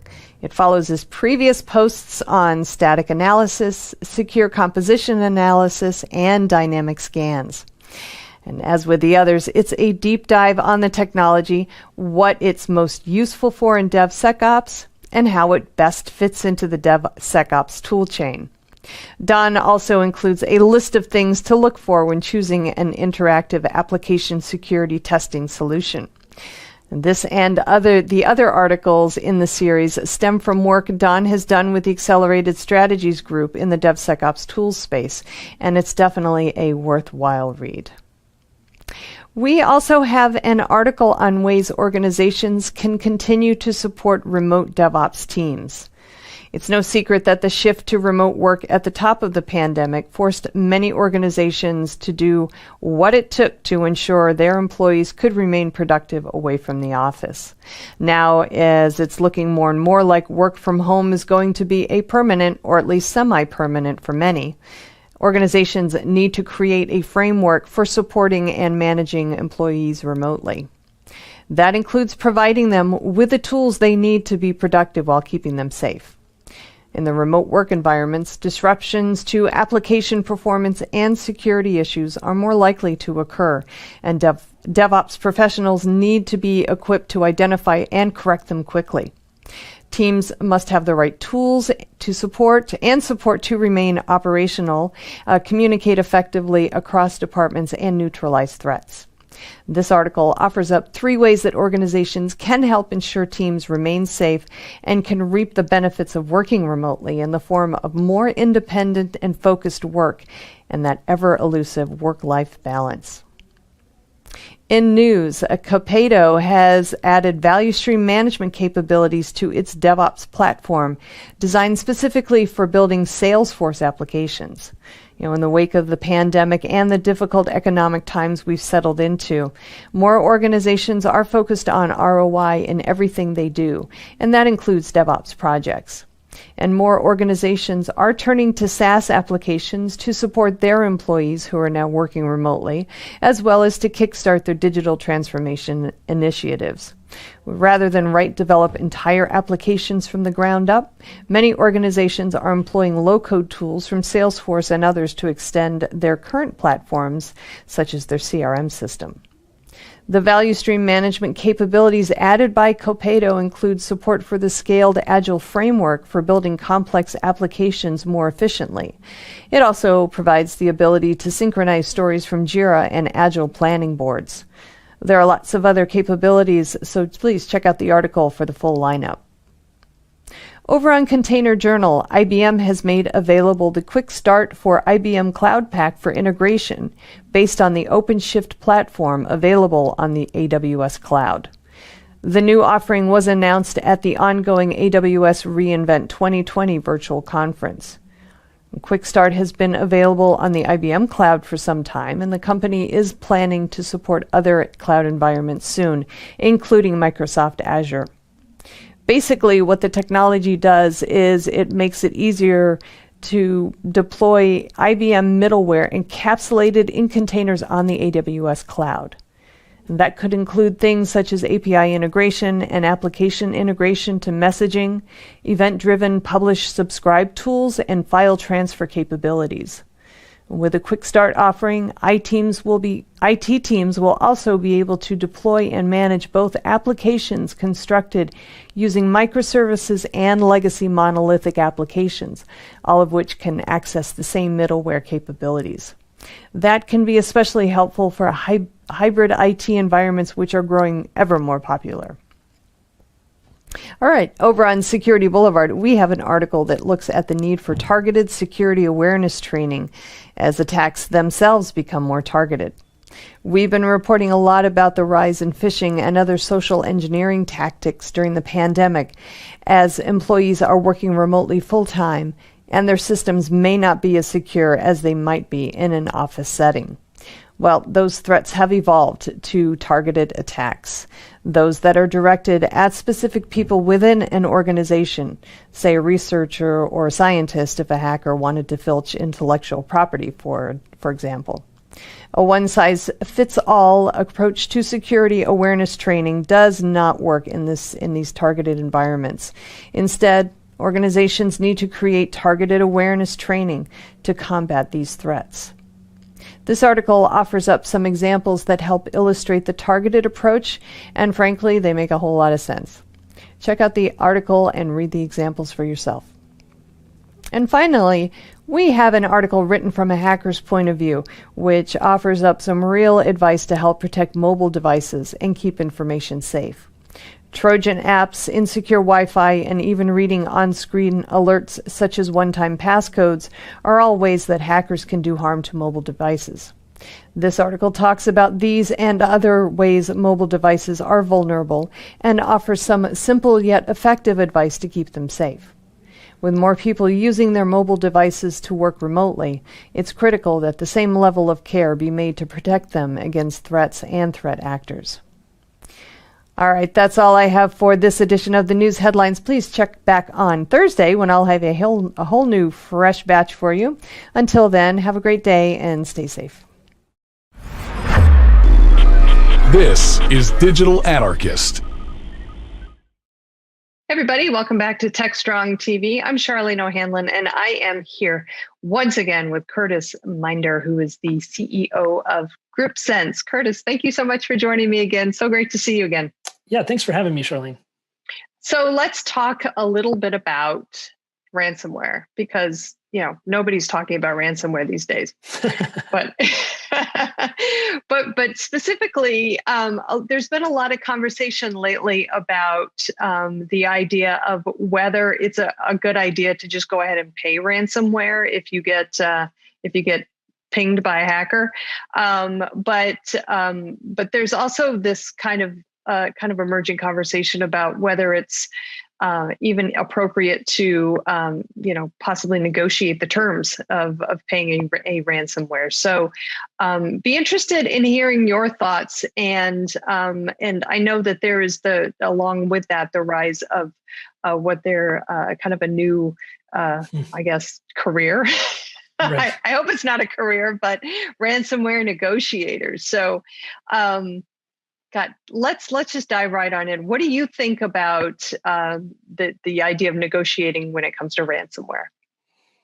Well, as a disclaimer, first of all, I don't want to pay these people as much as anybody else. Right. But we do this as part of our practice. We have a practice around response, support, and ransomware negotiation. So it's what I've learned in doing this is for some businesses, especially in the mid-market, this is a potential business-ending event for them. And handling that situation to minimize the impact to their business, their employees, and their constituents is that's the need. That's the fundamental need. Right. So in some cases, it is absolutely necessary to do. But obviously there are two schools of thought. There's the folks who say, yeah, I mean, I need my data immediately, and I can't afford to screw around with these people. So I'm just going to pay the ransomware, get my data back, and go on with my life. But then there are the other group of people who say, I am not going to negotiate with these people. I have zero tolerance for this. And if I pay this ransomware, then I am funding terrorist activities. I'm funding, criminal organizations. So the State Department, the government is also kind of supporting that, if you will, because they have, guardrails against paying ransomware, but at the same in the same breath, they're saying, but if you have to do it, we're not going to prosecute you. So, what is an organization supposed to do?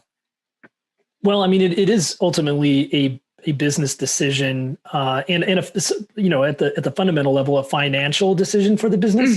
Can they even afford to not pay the ransom? In the cases of some large enterprises, they have the wherewithal and resources to recover. And maybe even that is a premium over the ransom they would pay, but out of principle, like you said, they may choose to not do that. But for a lot of businesses, that's not really an option for them. It's pay the ransom or go out of business. And so, it's ultimately a business and finance decision. We recommend and we partner with law firms that specialize in breach response. That we, if we're in a mid-market company and they don't have external counsel to help them with that, we will bring somebody in for them. In most cases, in the larger enterprises that we deal with, they've already got those folks in place. Yes, the Treasury Department has said that if you're doing ransomware, or I think the words they use is facilitating the payment of ransomware to external actors that are potentially on a sanctions list, you could face civil penalties. I think that's a little bit one-sided because they don't offer an alternative to those companies. So you think, you think about the small business that got hit, that pay civil penalty, go out of business. They're going to probably make the decision to pay the ransom. And so, there is some ethical impacts to this. And you're right. When we sometimes we've actually had scenarios where we've negotiated the ransom down to a certain amount. I believe we can get the ransom lower, but the company or the cyber insurance company that's involved says, nope, this is good enough. Let's pay it and move on. And they always wonder why I'm upset by that. And I'm like, well, I don't know what they do with the money. So I don't want to give them a penny more than we have to, right? So they could fund ISIS for all I know, and I don't want to give them any money. And so, it really is it ends up being a business and a legal decision. So are you guys, do you consider yourselves ransomware negotiators then? I mean, is that part of your job description? It is now. Yeah. So we it's a long story that we probably don't have time for, but we're definitely, a lot of our business is incident driven. Okay. Ransomware is an incident, and we get pulled into these to do cyber intelligence and forensics for example, to determine the data that has left the network and what level of exposure there is. In one of these cases a while back, about a year ago, we got involved in the ransomware negotiation component because the cyber insurance company that was involved had a negotiation firm that they had used in the past, but they were overwhelmed. They asked us to step in. We kind of reluctantly did this, but we did a good enough job that they kept bringing us more and more of these. And so now, while we didn't deliberately develop it as a practice, it sort of happened to us. I understand that. I understand that completely. So how much of your business or how many clients do you guys deal with now for this particular, this part of the business? I mean, it seems like everybody's talking about ransomware these days. So, how much of it is actually reality for you guys? Well, I don't want to do scare tactics, but COVID is I think it's sort of facilitating this for the bad guys. And a lot of the attacks, a lot of people ask me like, well, what can we do to avoid ransomware? Very simple things. Just have a good password policy. Don't reuse your passwords. Use two-factor authentication wherever you can. Encrypt things. Like it's the same 5 or 10 best practice things that we've been talking about forever. What's happened with COVID is the quick move to remote access for a lot of folks has left a lot of infrastructure backdoors like remote access desktops, available. And a lot of the stuff that we've been responding to, which is multiple a week. Sometimes it can be as many as 5. Sometimes I'm lucky and I only have to do 2. Wow. But it's a large number and it's increasing. And I think largely driven by the COVID situation. So are we turning into it's not if you get hit by ransomware, but when? Well, like I said, I do think you can go 95% of the way to preventing it with some basic cyber hygiene stuff. Because the threat actors that are propagating this stuff are actually, they're pretty lazy. They're not going to work too hard to get in your network. They're looking for the low hanging fruit. So just don't be the low hanging fruit. Right. Okay. Right. Yeah. So what are so say you're a company and you get hit by ransomware and you decide to use the services of a ransomware negotiation firm or person. What are some of the things that organizations need to keep in mind? Well, as far as selecting one, typically you're going to want to get direction from your attorney, your external counsel, or your cyber insurance company if you have one. They typically have what's called a panel. The panel is a list of approved vendors who do these sorts of things. They get on that panel by having known good results typically, although it's not 100% foolproof. So that's how you would go about selecting one. The first thing to do is, once you get the ransom note, don't message the bad guy until you engage someone, because that starts a clock. And in addition to that, a lot of the ransom notes will have, here's how you contact us. Sometimes they will put a URL, typically a Tor or a darknet address that you can go look at some of the data that they've stolen as an example, so they can prove to you that they've taken something. Don't go there. Okay. Because as soon as you visit that site, a timer starts. So you really want to get somebody that's done this before, that knows how the threat actors operate in there to help you. You want to start that clock on your own terms and have a plan. And so, engaging someone who's done it quite a few times and knows the ropes is a wise choice. Okay. All right, great. So, I'm kind of blown away by the whole idea that we need to have ransomware negotiators, that we've kind of, I don't want to say evolved or devolved to that point, but do you think that we're going to see any change in the speed or the cadence of ransomware attacks as we go, even further into now that we're starting to get locked down again, and a lot of folks are back to working from home full time. Do you think moving forward, we're going to be seeing another increase in ransomware, or do you think that we've kind of hit the peak, if you will? I mean, it's hard to say. I do think that, one, there's a technology track of a bunch of great companies that are trying to solve this from a mitigation or cleanup perspective. But it's an arms race, and the threat actors, a lot of them, especially the threat actor groups, are sometimes better funded than these startups that are trying to solve the problem. So, they do have strong weapons. The other thing that I've been advocating for is, ever since the OFAC letter, I thought that if the government wanted to dissuade threat actors from deploying ransomware as a business model, not paying them is probably the best way to do that. I agree. In order to make that a reality, I think that the government could consider a program that's holistic, that gave companies other options, including some maybe subsidy to help them pay for the recovery.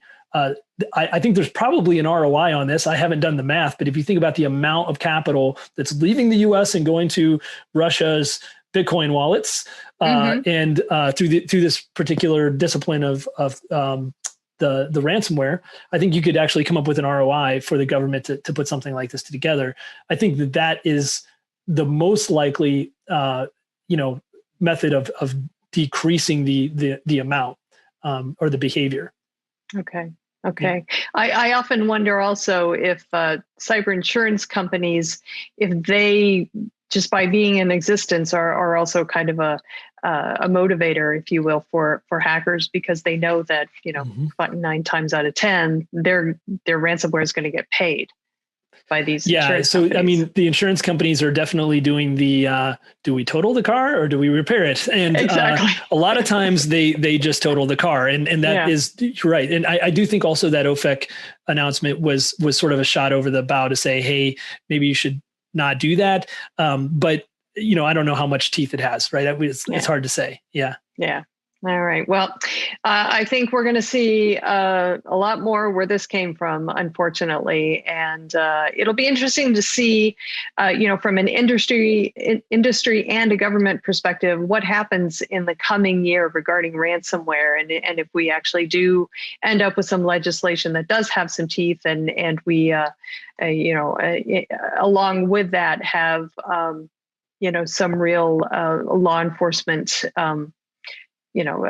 Strategies that really do impact the success rate of these hackers, who so far have been doing pretty well for themselves. They have. It's depressing. So, well, Curtis, thank you so much for walking me through this, for taking the time and having the conversation. As always, love to have you back again. Let's talk about something more positive next time. Okay, we'll talk about puppies and kittens or something like that. Sure. So, what do you want for Christmas? Exactly. All right, Curtis. Well, thanks again. I really do appreciate it. Thank you for having me, Charlene. All right, great. All right, everybody, please stick around. We've got lots more TechStrong TV coming up, so stay tuned.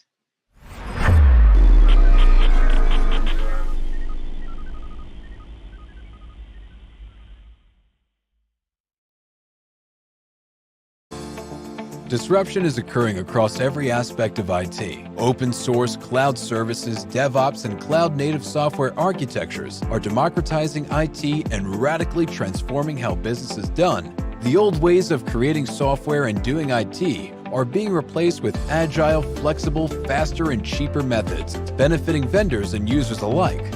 Accelerated Strategies Group is out to democratize access of industry expertise and knowledge. We use our expertise and experience to offer insightful, intelligent, useful information in a variety of formats relevant to the IT community: digital events, videos, reports, assessments, workshops, and implementation projects with tech vendors, IT organizations, and business leaders. We widely and openly share our work products, often for free. Analyst reports these days aren't worth more than a graph or chart that tells a story or illustrates a market trend. We work with developers, DevOps teams, cloud architects, security engineers, and transformation leaders most every day, creating and implementing transformational strategies and technologies. We're not just thinkers, we're also doers. Hey everybody, welcome back to TechStrong TV. I'm Charlene O'Hanlon, and I'm here now with the Tuesday edition of the Webinars Preview. As I tell you every single time, we have so many great webinars on Devops.com, Container Journal, and Security Boulevard, but I wanted to let you know about 3 that are coming up immediately so you can mark your calendar and hopefully attend at least 1 or 2 or all of the sessions. The first one is called Service Mesh. 2 big words, but do you need it? It's happening Wednesday, December 9th at 11 a.m. Singapore time, which is actually 10 p.m. Eastern on Tuesday, December 8th. Very confusing, I know, but I know that it is that time because I'm moderating this webinar. This webinar is sponsored by Nginx and takes a look at the age-old question, do you need a service mesh? It's an interesting question and definitely one worth checking out this webinar for. They're going to be talking about, actually the webinar is actually going to have a live demo, so I'm really excited about it. But some of the things they're going to be covering is what a service mesh is and why you need it and when you may not need it. The app modernization journey and traffic management approaches for microservices-based apps, and how to make an informed decision based on cost and complexity before adopting service mesh. The next webinar is really happening on Wednesday, December 9th. It's called 5 Tips for Transitioning from DevOps to DevSecOps. It is happening at 1 p.m. Eastern on Devops.com, and it's sponsored by Perforce Software. It features a panel of experts who will discuss the considerations and practical tips that organizations should consider when adding security into their DevOps processes and procedures. Key takeaways for this webinar will include DevSecOps requirements and recommendations, security standards, development methodologies and tools, culture, and experiences from the field. It's going to be an interesting conversation, I can tell.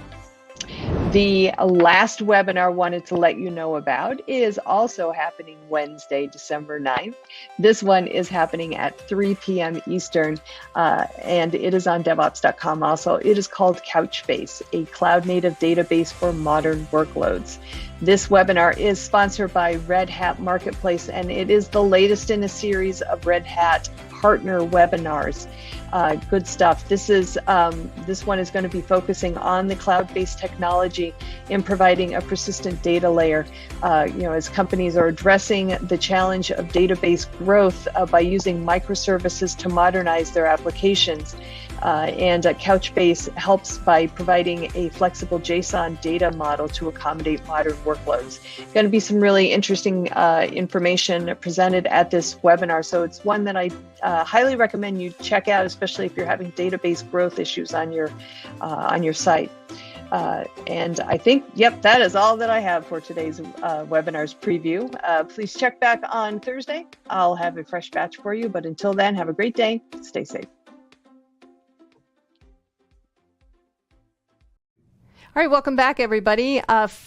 Closing out today's TechStrong TV, we have the first installment of The Lab, which is going to be a monthly series, if you will, from Brendan O'Leary at GitLab, talking about some of the latest and greatest monthly updates and releases coming out of GitLab. So let's give this one a look.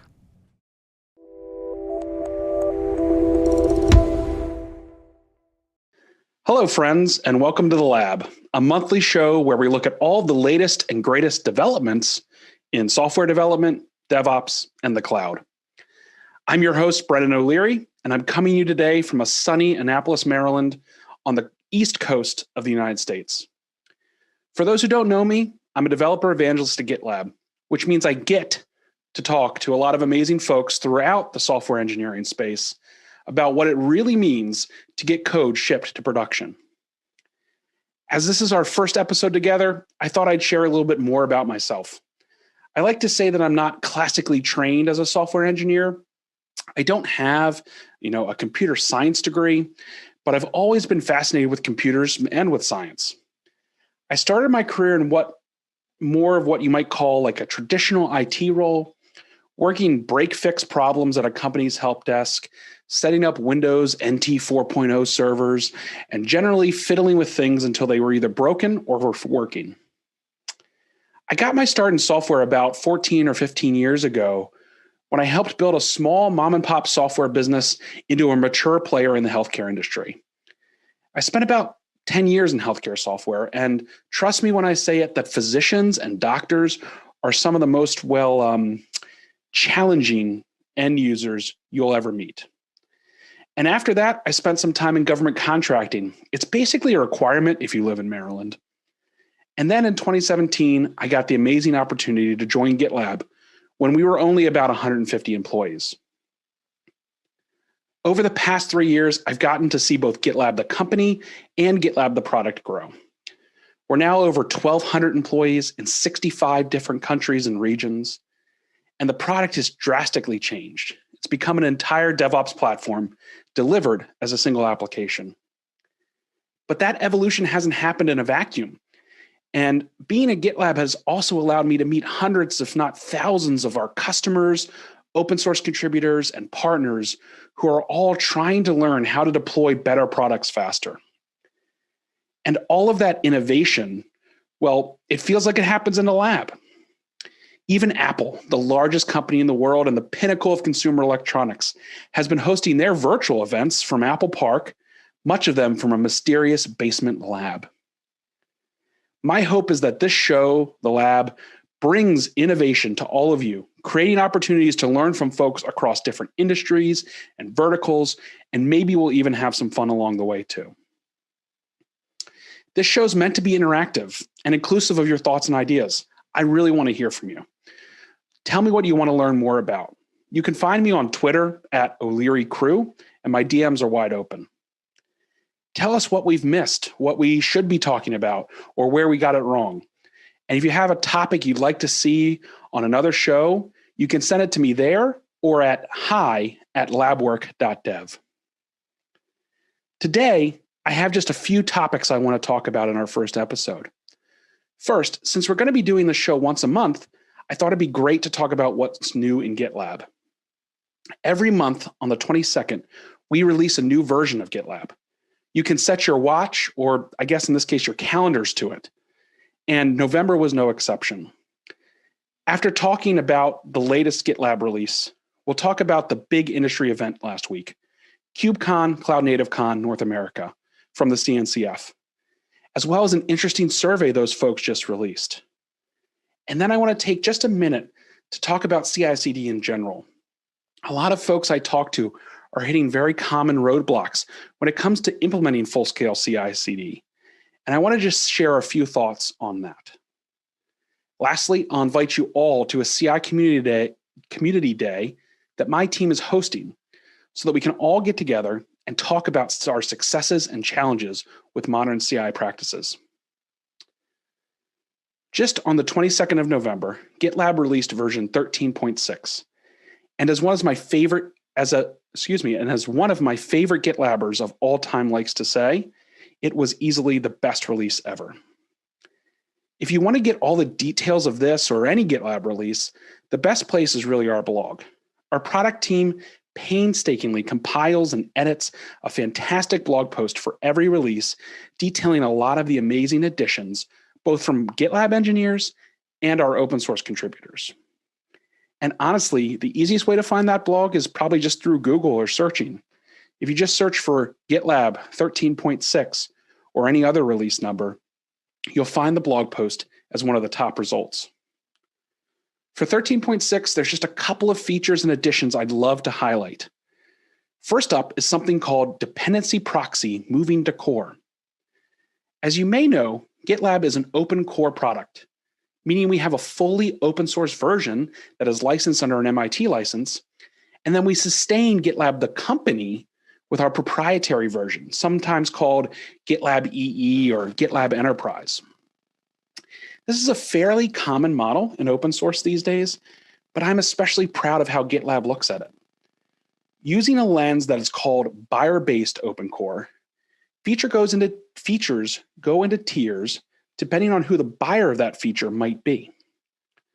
If it's something that a VP of engineering or a director of DevOps would want, then it makes sense to put it in a higher tier. If it's something that every developer needs, well, then we'll also contribute features to our open source version. And in this release, we're taking the dependency proxy and actually moving it. It was originally in a paid feature in our Enterprise Edition, but as of 13.6, it's moved to our fully open source version. And the reason for this is because the dependency proxy allows anyone with a GitLab instance to proxy between public dependency repositories, like for instance, Docker Hub or NPM, and make those images and assets available locally for their users. This becomes even more critical as the monetization of those dependency platforms changes. For instance, Docker Hub recently announced that they would be severely limiting the number of polls that free Docker Hub users can have per hour. While that won't affect most of us on our laptops, it can have a negative impact on folks relying on pulling Docker images for CI/CD. You can imagine if you have a pipeline with a few dozen jobs that runs on every commit, you could quickly hit that kind of rate limit. Now, there are a number of ways you could help mitigate this. My colleague, Michael Friedrich, wrote a great blog post on this and even showed folks how they can monitor their usage with Prometheus and Grafana. One way to help is with a dependency proxy, which brings a lot of the benefits to folks, not the least of which is minimizing the number of calls you have to make to an external service for your pipeline and applications to run. There are a number of other great features in 13.6. We've also included the ability to automatically deploy from GitLab CI/CD to Amazon's EC2. While a lot of us have been talking about, Kubernetes and other fancy deployment methods, there's still a lot of workloads out there on VMs or on EC2 machines. So it's exciting to see us add direct support for that. Another great feature is the ability to customize the initial branch name of your new projects for your group in GitLab. The CNCF also announced a new initiative last week around inclusive naming, and at GitLab and in the wider Git community, GitLab, GitHub, Bitbucket, as well as the Git project itself and the Software Conservatory, we've been working for some time on removing non-inclusive language like master-slave references or whitelist, blacklist from our software. While using inclusive language doesn't solve all of the world's problems, I'm proud to see the software industry leaning in on these efforts to make sure we're inclusive in our communities. Being inclusive is a small but vital first step towards making sure that everyone can contribute.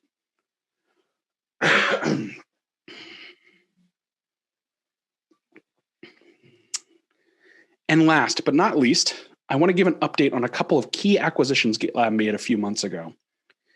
GitLab was excited to welcome PeachTech and Fuzzit to the GitLab team, bringing first-class security fuzz testing into the complete DevOps platform. And in GitLab 13.6, we're proud to announce that the integration of these tools has been completed. We now offer coverage-guided fuzz test results in a human-readable format. Those results and artifacts are also available directly through the merge request widget when you're reviewing a proposed change. And we also have a new fuzz engine for Java coverage-guided fuzz testing integrated directly into GitLab. I also hope that we retain some of the amazing Peach Fuzz puns that PeachTech and Fuzzit had as well. If you see an opportunity that we missed for a pun in our documentation, please be sure to send a merge request my way. And again, if you want to read more about GitLab 13.6, we'll include some details in the show notes. Or you can just search GitLab 13.6 and you'll find the blog post with all the great changes in this best release ever.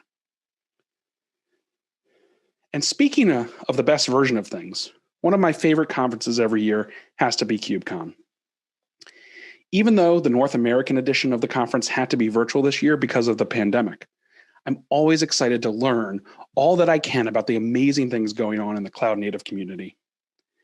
And it's one of the best places to hang out with and absorb all of the knowledge that you can.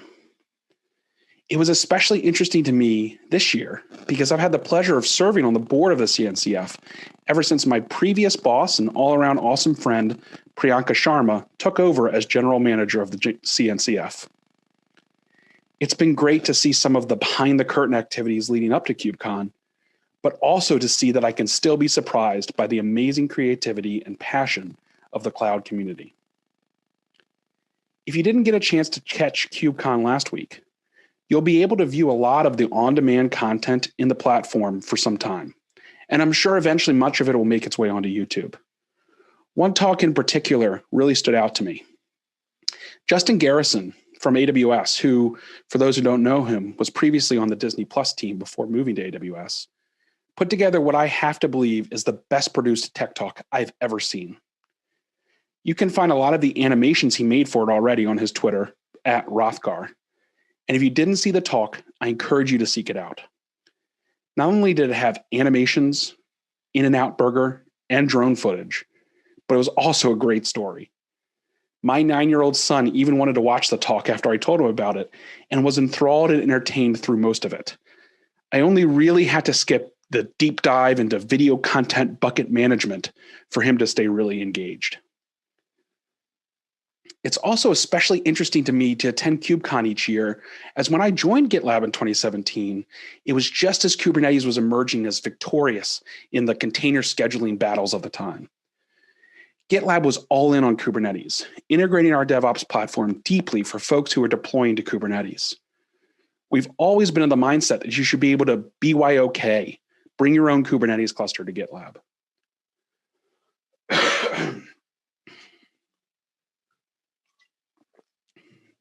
Whether that's hosted on a platform or a bare metal cluster in your data center, let's make the promise of Kubernetes real and allow developers not to care about the infrastructure running their apps, but to simply build, deploy, test, and monitor those apps with ease.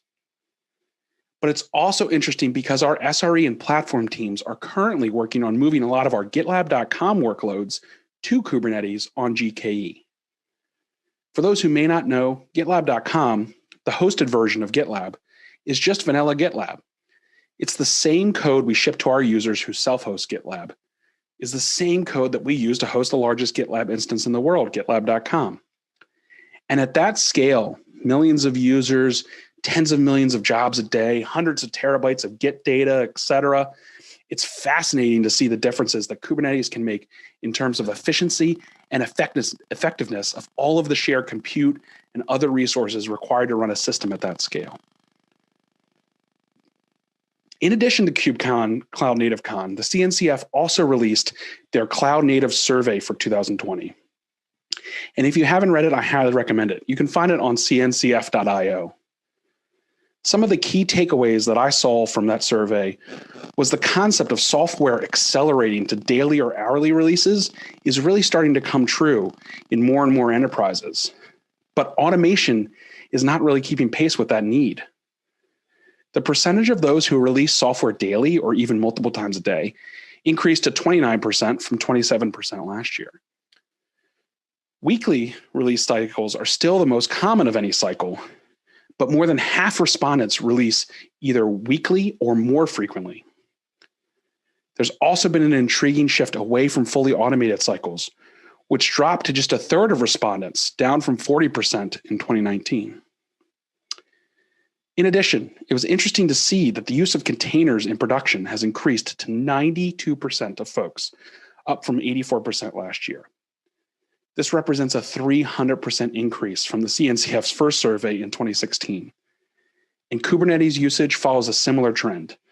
83% of respondents said they used it in production, compared to only 78% last year.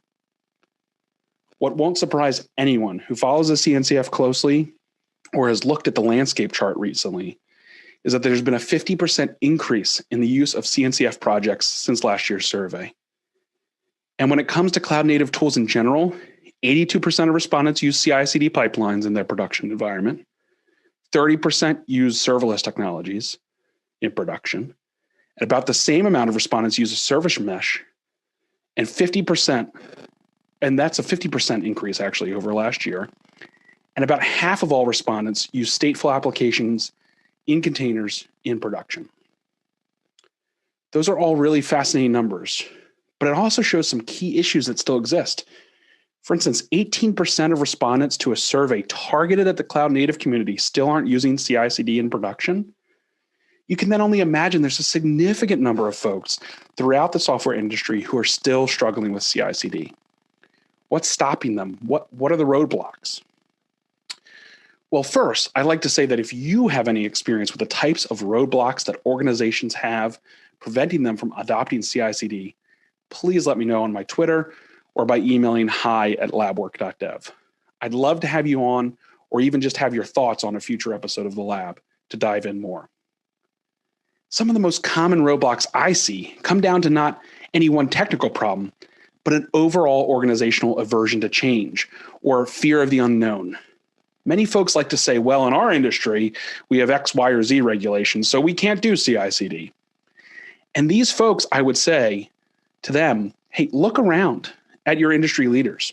In every industry, be it high tech or highly regulated industries like utilities or finance or healthcare or even defense, you'll find the highest performers are those who have been able to embrace CI/CD. Many will still balk at the idea, saying that security will suffer if we let developers move too fast, or that availability will become an issue if we deploy too often. However, I would caution you that these are human constraints that we assume exist, but these same constraints are often disproven in the data. If you look at the State of DevOps report from the DevOps Research and Assessment Group, DORA, you see that culture that enables CI/CD, continuous feedback, and improvement is the same culture that leads to more stable, more secure systems. I've seen many organizations be successful in taking these data to heart, understanding that if deploying your software makes you uneasy or if that it's hard, that means you should do it more often, not less, to be successful in rescuing failed CI/CD initiatives. Your mileage may vary here, but if it does, I'd love to hear from you. Thank you so much for joining me for the first episode of The Lab today. I'm really excited for this opportunity, and I want to thank Media Ops and Alan Schimmel in particular for the opportunity to talk with all of you. If you have any questions or comments about the show, good, bad, ugly, indifferent, love to hear from you. You can reach me again on Twitter @O'Leary Crew or at hi@labwork.dev. That's hi@labwork.dev. And as promised, I'd love to invite you all to come and join my team, All Developer Evangelists, for our first ever CI Community Day. It's taking place on December 1st, and there are a number of sessions to make them time zone friendly no matter where you are in the world.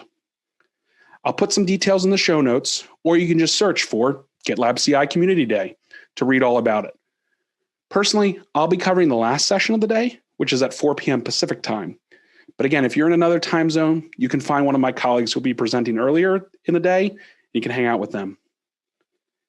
Thanks again for joining us, and I'll see you next month in the lab. Stay safe.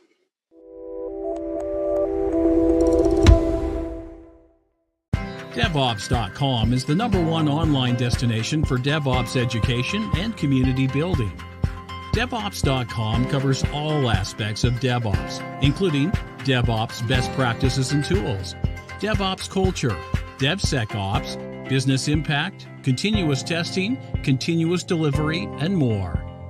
Devops.com has the largest collection of original DevOps content, featuring breaking news, blog posts, podcasts, and more. Visit www.devops.com to learn more.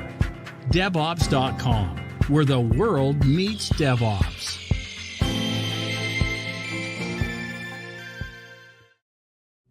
All right, that wraps up another TechStrong TV. Join us again on Thursday when we will have another new episode for you. Lots of great interviews coming up and lots of stuff to share with you. So I hope everybody has a great day, has a great week. We'll see you on Thursday. And until then, stay strong and stay safe.